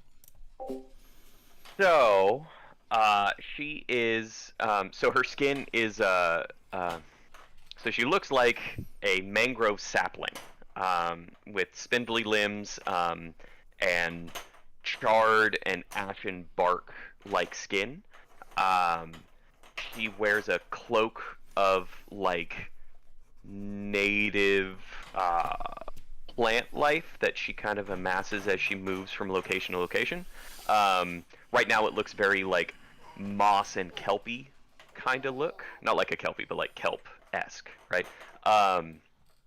And on a typical Tuesday, she is in a coastal unnamed village town, somewhere on the coast of the main island in Boricubos, which is Datio? Yeah? Is that the big one? That one. Yes. Datio? Yeah, that. D-A-T-I, or D-A-T-I-O, yes. So she's there. Yeah. Datio, thank you. So she is there, and she is on the roof of the tavern inn, and listening to the music. She's not inside, she's just hanging out on the roof in the dark, away from the 10 a.m. and anyone else who would be in there, and just absorbing whatever's going on in there as far away and hidden as she possibly can. Excellent. Okay, I want everyone to give me a perception roll, please. Give a what? Sorry, it cut out for me. Sorry. I want everyone to give me a perception roll. Ooh. Perception. Is this visual perception? Because that would mean a penalty for me, right? It would, but in this case, your hearing is you can use your hearing on this perception roll. Okay, so then I get a +1 if I recall correctly what we said. Mm-hmm. Yeah, you can either roll vision or either roll hearing. Yeah, then I'm gonna do a +1. Not that it matters because I rolled. Well, actually, hang on. Where's my perception gone? Oh, there. 13 for me. Connor, what did you roll? Wait a minute. I'm starting out real strong with a natural 20 plus 8, so 28. Oh, Not that a natural 20 means anything in in whatever game. What's this game called? Pathfinder. But starting out great. This That's dice. good. I was like, it's Yeah. either net 1 or net 20. Yep. Nope. That was that face right there. That is a 28 total for me. My total is 22. I have a 13 because I rolled like shit. Okay, that is still all good enough. So we're gonna start with Trigfie. I apologize. You said you're drinking tea, enjoying tea. No, I'm reading a bedtime story. Reading a bedtime story. Okay. Daughter. Okay. So you're sitting there reading the bedtime story to your daughter, and she's on the precipice of falling asleep. Is there a window in your daughter's room? Oh yeah, that would be. Okay. So would the window be open, closed? It would be closed, yeah. Okay, closed. All right. Still good enough. So as you're on say the third to last page of the bedtime story, or the third to last stanza if you're reciting it orally to your daughter, you, with your hearing, you hear this very low, like, boom. Okay. In the air, coming from outside, and right away, you feel on your body like an atmosphere change. I don't know if you've ever been in a situation where like a really strong storm front kind of like pushes in and you can feel that pressure, or even better, like if you jump into like a swimming pool or a lake or something like that. It's the difference from being at the surface of the water to diving down in. That's what you feel. You feel just like, but it's like instantaneous, like this pressure just like, push down on you. Sanisa, Yes. you are out on the beach listening to the music. All of a sudden the music just mutes in this weird way. It's not as if they've stopped playing, but almost as if someone has quite literally hit the mute button. Because you hear this boom, and it just like, because you rolled your perception so well, it almost causes like that feedback, like reaction to you. Since you're outside, I apologize. Was it sunset or nighttime, daytime? What time? In my head, it was night. I don't know if I Night. said that out loud, but Okay. it was night. Yeah. So what normally is, a very, nights on the island, the things that illuminate, unless you're close to like an actual light source, the thing that illuminates the beaches and whatnot are the stars and the moon. And all of a sudden, there's another sort of illumination, and it illuminates everything. Illuminates, as if someone turned on this very powerful light. However, it appears like it because of your perception roll, it almost appears like it happens on the horizon out at sea. Arietti.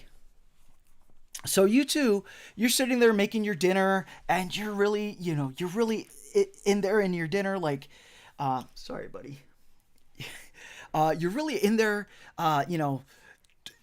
trying to get your focus on the dinner, when all of a sudden you hear this boom in your ear that just immediately takes your focus from cooking to, what was that? I was going to say, I immediately think it's my cooking that's made that noise.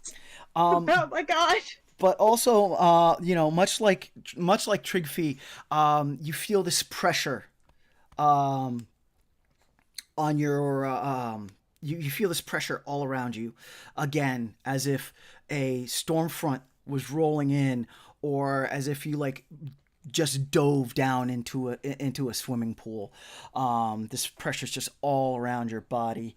So those of you that are inside, what do you wish to stay inside, or do you wish to go outside? I think once I've calmed down and figured out that, in fact, the pressure and everything, I'm like, okay, now that can't be the food that I'm making that made that noise. So I'm gonna go out. I'm gonna take the pot off the fire and go out and investigate the Okay. sound. All right. Trigfee, what do you do? Your daughter is still on that precipice of sleep, though. Oof. I think you're muted.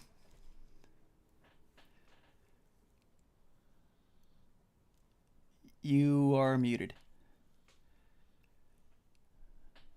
Wait.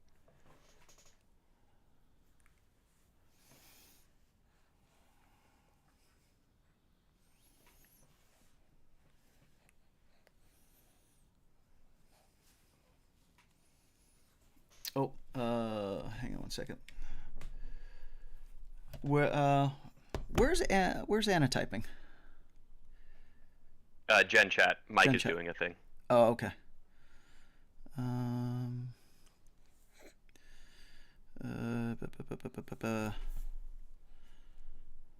He's still muted. How about now? There you There you go. go. There you go. I have a mute button on my keyboard, but sometimes it fucks things around. Yeah, it's But okay, no yeah, worries. okay. Sorry. So oh, wait a second.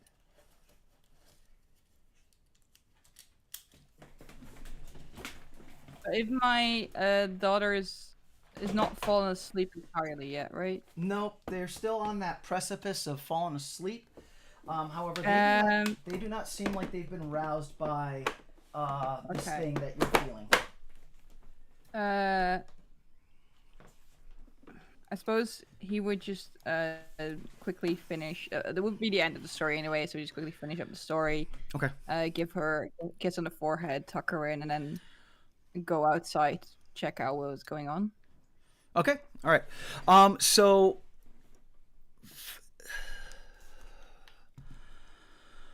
Okay, so for Sinessa, for you, after this flash, you look out onto the water and you see that the oddest of things, you see the water from the shoreline retreating as if the tide was going out. But normally when the tide goes out, it takes hours upon hours. The tide is receding as if someone just uncorked a cork in the ocean and the water's pulling away from the island.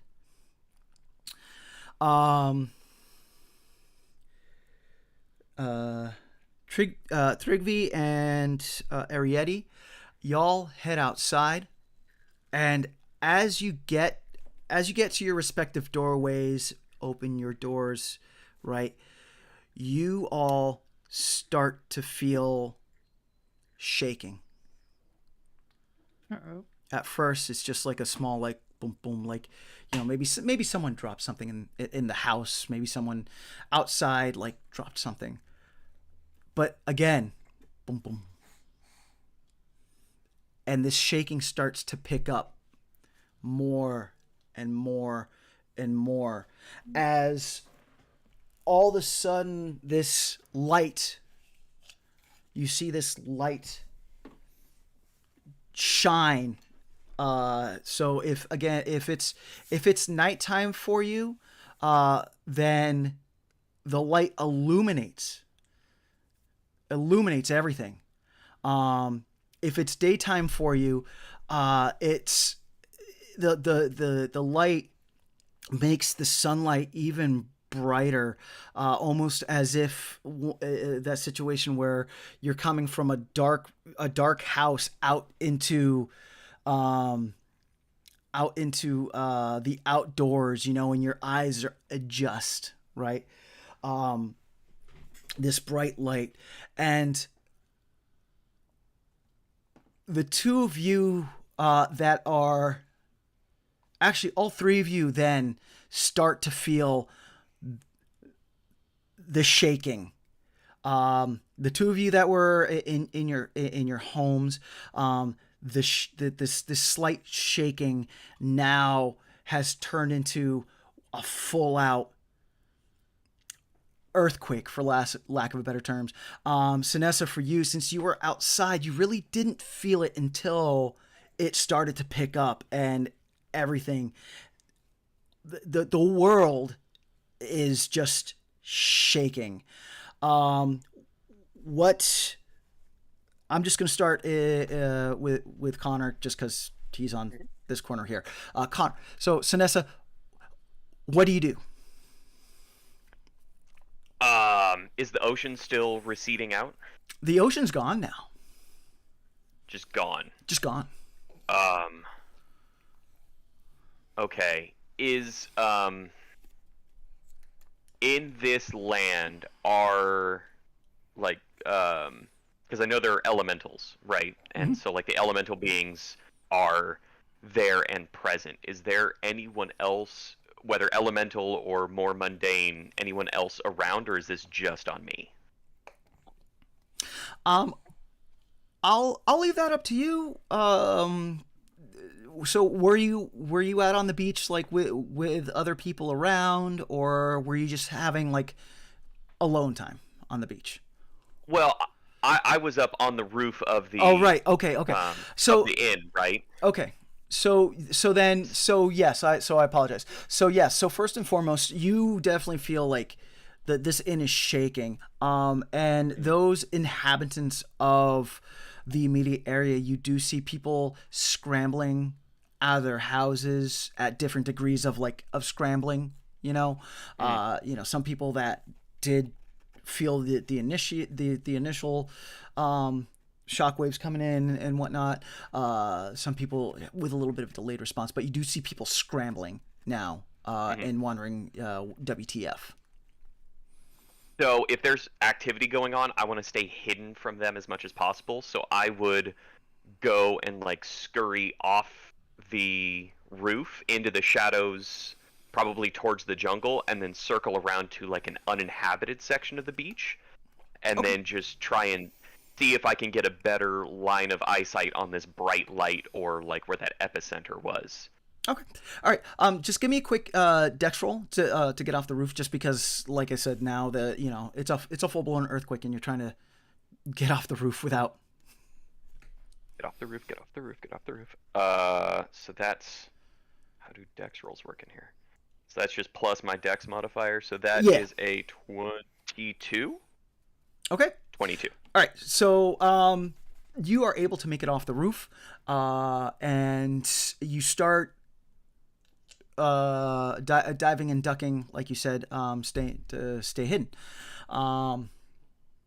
Arietti, what do you do? So I think the curiosity is going to get the best of me. I feel like I have to know. Like I have to know where this shaking is coming from. I'm going to start actually heading in the direction I think it's coming from, to see if I can get to the epicenter, if you will. Okay. All right. Hold that thought.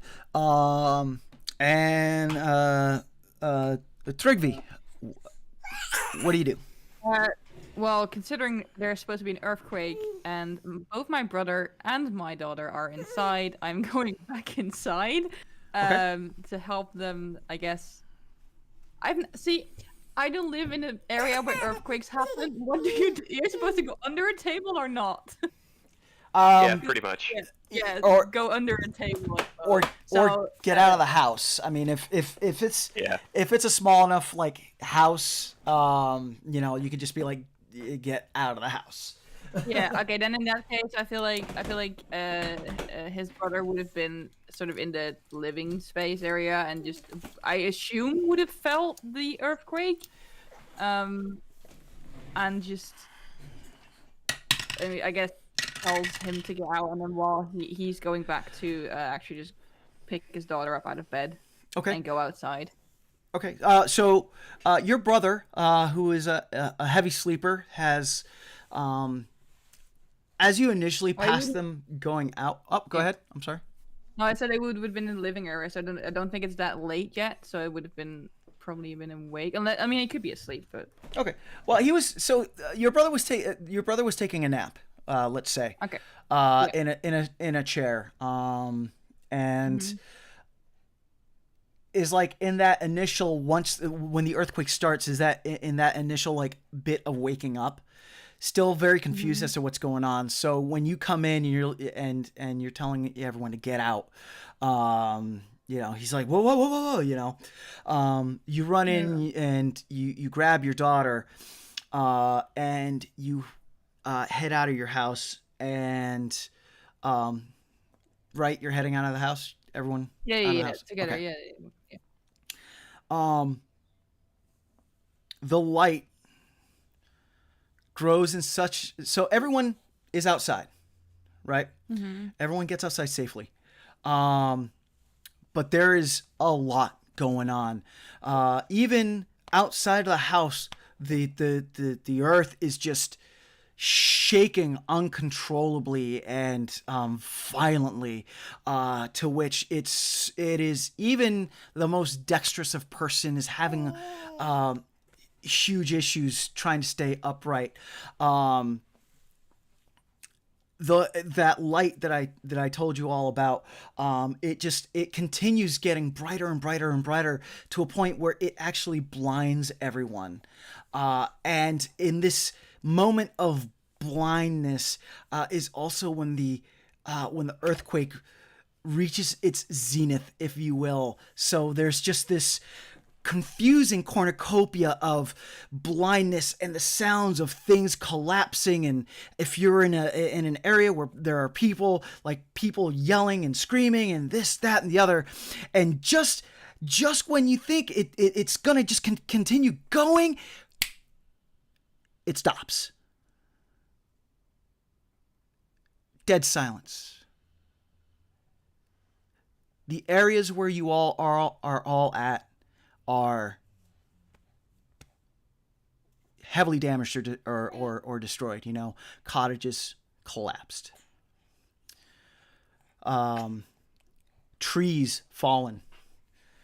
The earthquake was so severe that you can see that the ground has split open in some areas. Trigvi, or actually no, Arietti, for you, a brook that your dwelling was that was close to your dwelling. You see that this brook has quite literally the course of the brook has been redirected because of this earthquake.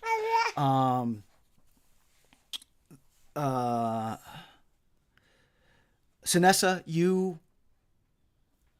are hidden, but are you hiding in a way that you cannot see what's going on, or are you able to still have a visual on things?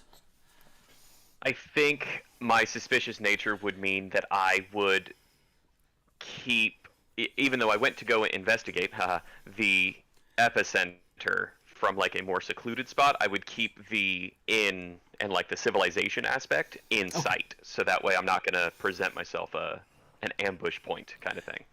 Okay. So you headed towards the quote unquote epicenter. However, you didn't get there. The violence just knocked you down. And when your vision comes back, you see the inn that you were sitting on top of is just fully collapsed. Any other dwellings that were around the inn are in, different degrees of collapse. You see people. You see those that were lucky enough to get out of their dwellings before the the big quake hit, you see them all kind of standing around in this just like dumbfounded confusion of what is going on. You do see one or two individuals that like didn't fully make it out of their dwellings, like like a piece of thatch roofing like moves and a person kind of like tosses it out as they finish burying themselves out. That's when your at first your ears were ringing because of everything, but then your hearing comes to, and again, it's only just like a matter of seconds. It's not this long thing. It's a matter of seconds. Your hearing comes to, and that's when you start hearing like the cries of people like still caught underneath the rubble and whatnot. Trigvi, same with you. You when your vision comes back, you find your brother and your daughter. Oh, yep. Mm-hmm. Go ahead. Your mic cut out for a second. Sorry. So you find your brother and your daughter made it out safely. Was your house secluded, or did you have neighbors? Did you live close to a town? It's just a small town. There are maybe like 2 or 3 neighbors. The rest are a bit further away. Okay. All right. So you look and you see that your house is half collapsed. You see a neighbor's house, a tree that was like the pride of your neighborhood, as it were. It was a really old tree that's been around since, who knows when, has fallen on top of their house.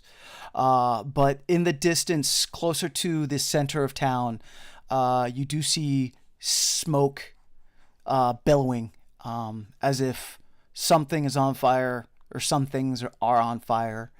You do hear the distant noises of calamity, for lack of a better term. Moanings and wailings of people, and for the most part, though, it looks like your neighbors all got out of their dwellings. So you all are kind of just standing there dumbfounded and kind of like looking at the situation and just all like not saying anything, but saying things with your eyes of what just happened. Mm-hmm.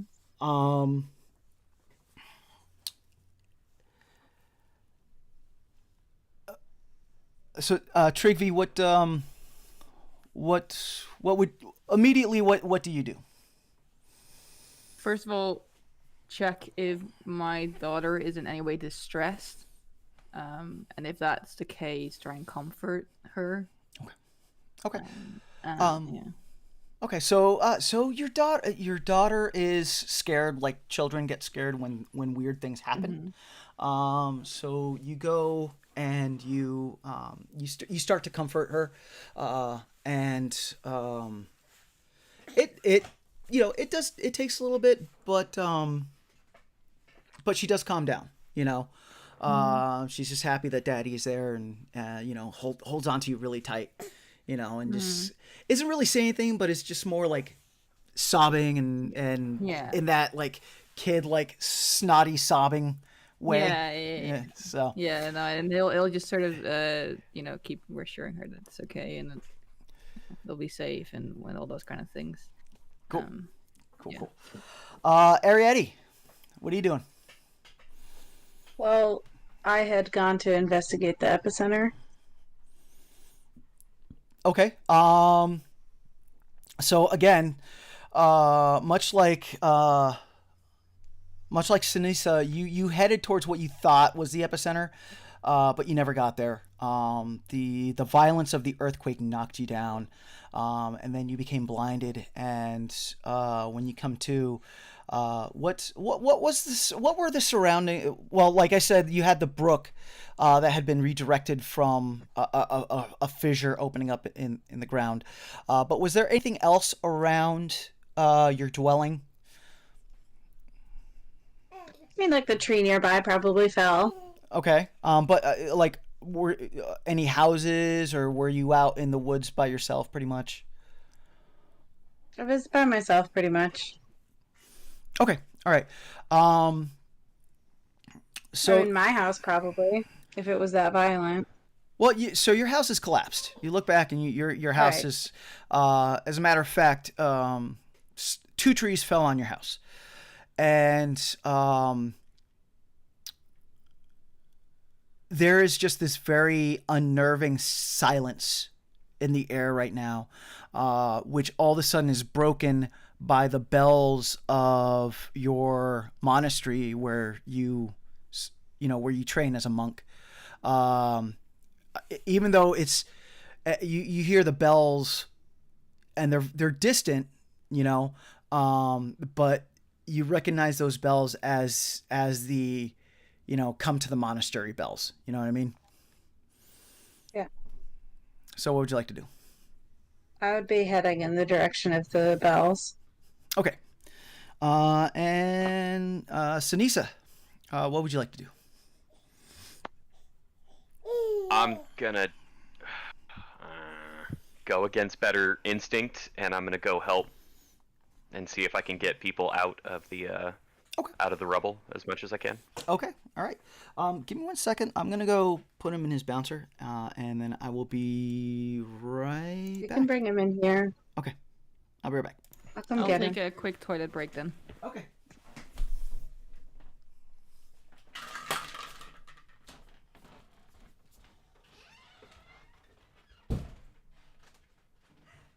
I'll be here by myself, entertaining everyone. Hi everyone, I hope you're having fun and enjoying everything. I certainly am. It's great. So much better than being at work, let me tell you. Oh no, he still has his headphones on. Oh no! Oh no! Nothing. Fine. I'm on mute, I think. Yeah, I'm on mute.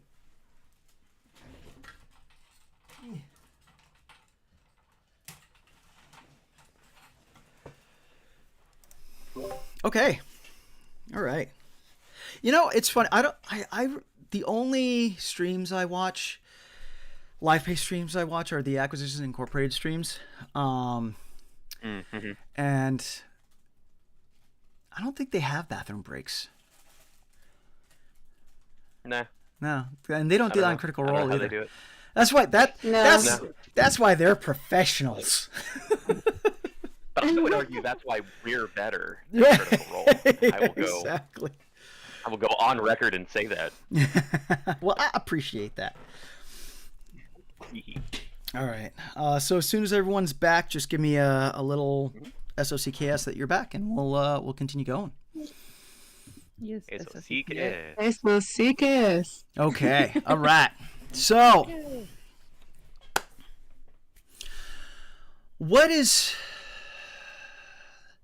so you all go off to do your individual things, right? And as the days pass, the news that comes out, the news is by either like a town crier or by scouts that come back to your villages, or news that's passed on by your neighbors and whatnot. What is found out is that for those of you that are from Galarian, and a whole other continent has appeared in the oceans southwest of the main continent of Galarian, in an area that was just ocean. For those of you that are from the island of Boricubos, you find out that this new land has appeared to the northeast that has never been there before. And no one knows what happened or how where these came from. And then as the weeks and the months go by, the information starts coming in of the strangers and the oddities from each different locale, right? So for example, Sinisa, you hear stories that there are in this new land that there's short, stocky individuals that live in mountains, and there are beautiful, slender individuals with pointy ears, and other weird tales of these huge buildings that have pointy tops on top of them, which are castles, descriptions of these massive fortifications that just like for you, because that's something that you don't see on the island, is just like, what? For those of you that are from Galarian, you hear that this new area to the southwest, the strangest of beings dwell there. Fish people that go easily from the waters to the shore. Frog people that are vibrant in colors. Plant people that are very unlike the Leshy. Like, if you know what Leshies are, like very like Leshy, but not Leshy, so in both continents, there's just this, information that's being traded back and forth, that some of it is like, how much can I believe? How much can't I believe? This, that, and the other. You all go about your ways of reconstruction. And 3 years later, we're fast forwarding 3 years. For those of you that are from Galarian, you find out that contact has been made with individuals from this new area, and you find out that there are two major areas to the southwest. One is called Boricubos and one is called Koboa. For those of you that... It's called what? Koboa. Boricubos and Koboa. For those of you that are from Boricubos, you learn that the area to the northeast is called Galarian. And in this 3-year time span, a port city, all of you would know this, a port city pops up on one of the northern islands of Boricubos, called Bikal. So it is the port of Bikal. Now, Sinisa,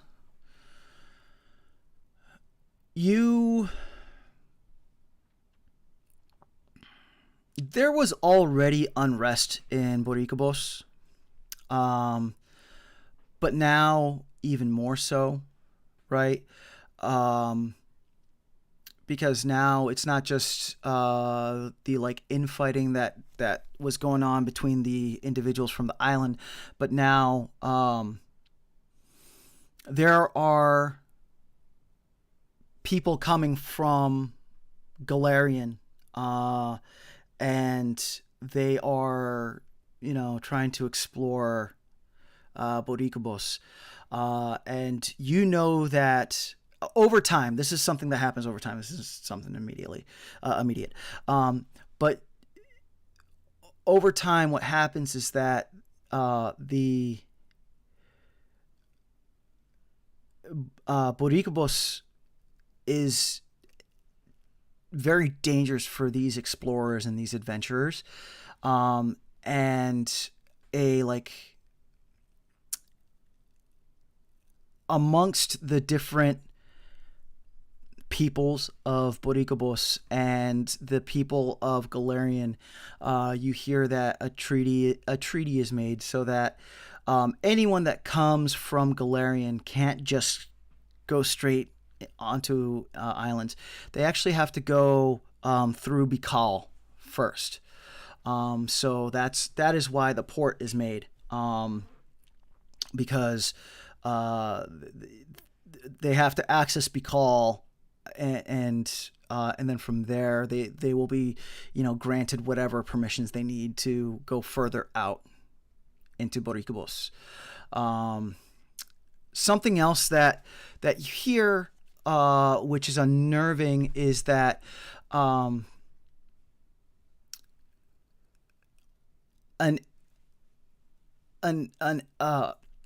a humanoid that are described as lizard-like humanoids are appearing from the deep waters and are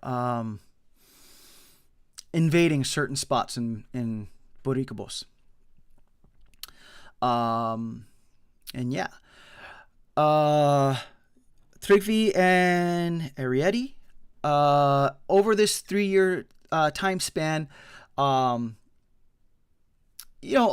information comes out about this new continent that has appeared. No one has a reason why it appeared. It just appeared. However, a byproduct of that is certain resources are found or are believed to be down in this new area. Excuse me. So many adventurers and many explorers, are now flocking down to this new area, so that they can, to reap the rewards. Different kingdoms and different monarchies from Galarian, you hear, are going down and setting up like delegations and ambassador, what do you call the building where ambassadors are housed? Help me out here. English. Embassies. Yep. Thank you. That all the different kingdoms and whatnot are opening up embassies down in this place called the port of Port Bikal. And that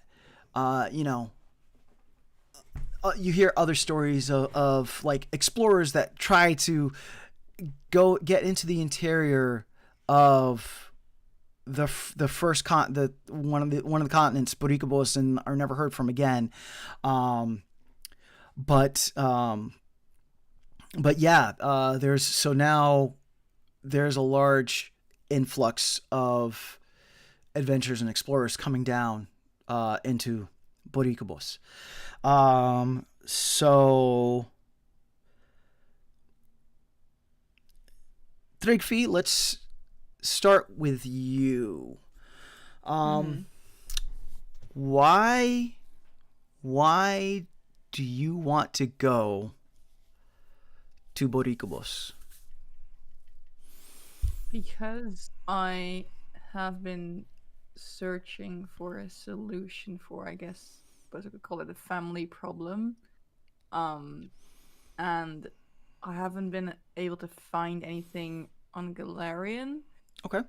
and I'm hoping that maybe this new land might have an answer, or Okay. might have, something that could put me in a right step in, like a step in the right direction Yeah. somehow. Perfect.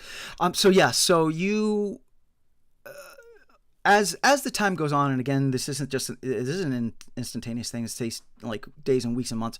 You hear you hear rumors to the effect of things that sound like what has cursed you are have been seen, or have been, or rumored to have been seen from down there.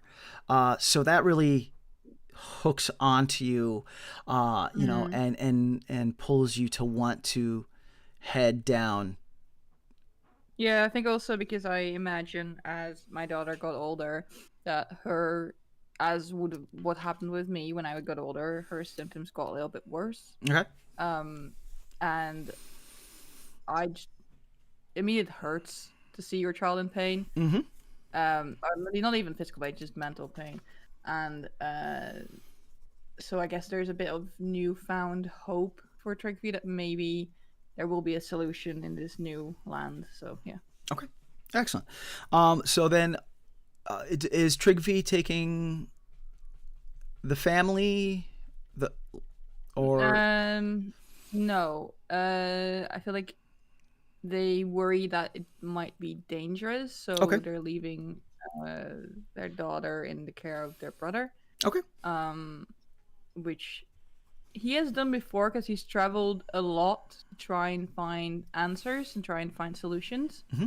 So it's not something that either of them, like brother or daughter, aren't used to. It's difficult, regardless, to leave them behind. But it's he's done it before. Okay. Arietti, why do you want to explore Boricubos? Or why does Arietti want to leave their home and adventure forth?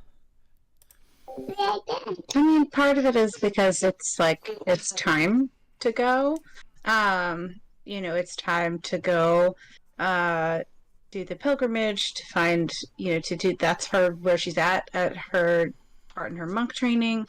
But also she, like, it's new, right? Sort of, we have maps for all these other places, and she's just so curious. She wants to see it all. She wants to, it's like new and fresh and exciting. So I think her curiosity really is drawing her there. And I was wondering if I could add like another like layer of this, like aside from, like unlocking her like key powers and her monk abilities, she could potentially earn her last name on this. Of course. So Oh, she's yeah. looking forward to so that would be excellent. Yeah. And along with your thought process, your sensei from the monastery that you train at, for in essence guides Arietti to be like, yes, to find your path, you must journey to this new land, and there you will find your name. Okay. And then Sanisa, why does Sanisa want to journey to Port Bikal and get involved with all these strangers that are coming to the land? Mind you, in the months and in the time span from this new continent opening up and where we're at now, there have been rumors and sightings of these outsiders that have come in, and there are stories of them coming in and taking things. Yeah, it is exactly that. When the earthquake shift happened, Sinisa was only like a couple of months old since her rebirth kind of thing. And so now it's going through her first couple months alive and being alone and observing, the people of the islands and trying to absorb as much as she could. It's now become a guardianship situation of, there have been those rumors, there's evidence of people coming here and taking things instead of just sharing and appreciating. It's, not right, according to Sinisa. And so now she is going to Bakal to push back harder to keep what belongs to the islands on the islands, so everyone can enjoy them and everyone can appreciate them the way it, from her perspective, it should be. And that seems to be the how to stop the bleeding at the source kind of situation. Excellent. So pretty much what happens is the Anabagua elders that are elder to your specific cacique or tribe or what have you. By the way, cacique is a Taino word for tribe, clan, whatnot.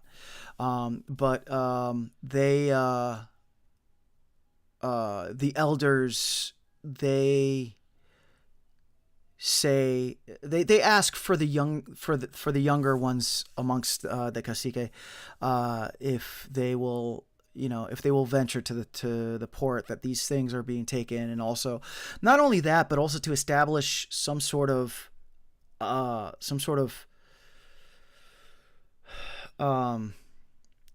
diplomacy, some sort of communication with these outsiders that are coming in, because they truly believe that only through the understanding of the peoples will there be some sort of peace with with all the outsiders coming in.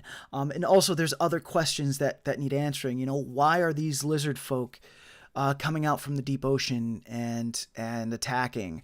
And more importantly, this burns on the mind of the three of you. How did this happen? How did this continent just appear out of nowhere?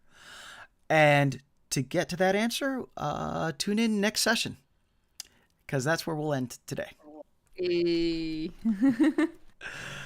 Fantastic.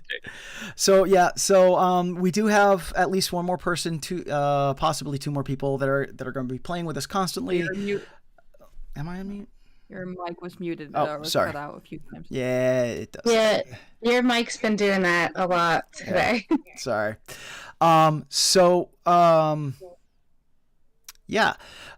We have one more person that couldn't make it, but they're going to be playing on a more consistent basis with us. And then maybe another person that's going to be like in and out type situation, depending on their work schedule. So I don't want to get too far ahead. But I definitely want to get to the beginning, as it were. So, so that's where we'll leave it. For our wonderful audience, if you're still here, thank you for sticking around. And pay attention to Adolfo, the Nerdy Puerto Rican, the YouTube channel, and I'll be posting up when the next episode is, and we'll also share it amongst our socials and all that. We're going to talk about that after the game here. And until next time, stay safe and hablamos luego. Bye, everybody. Bye. Bye.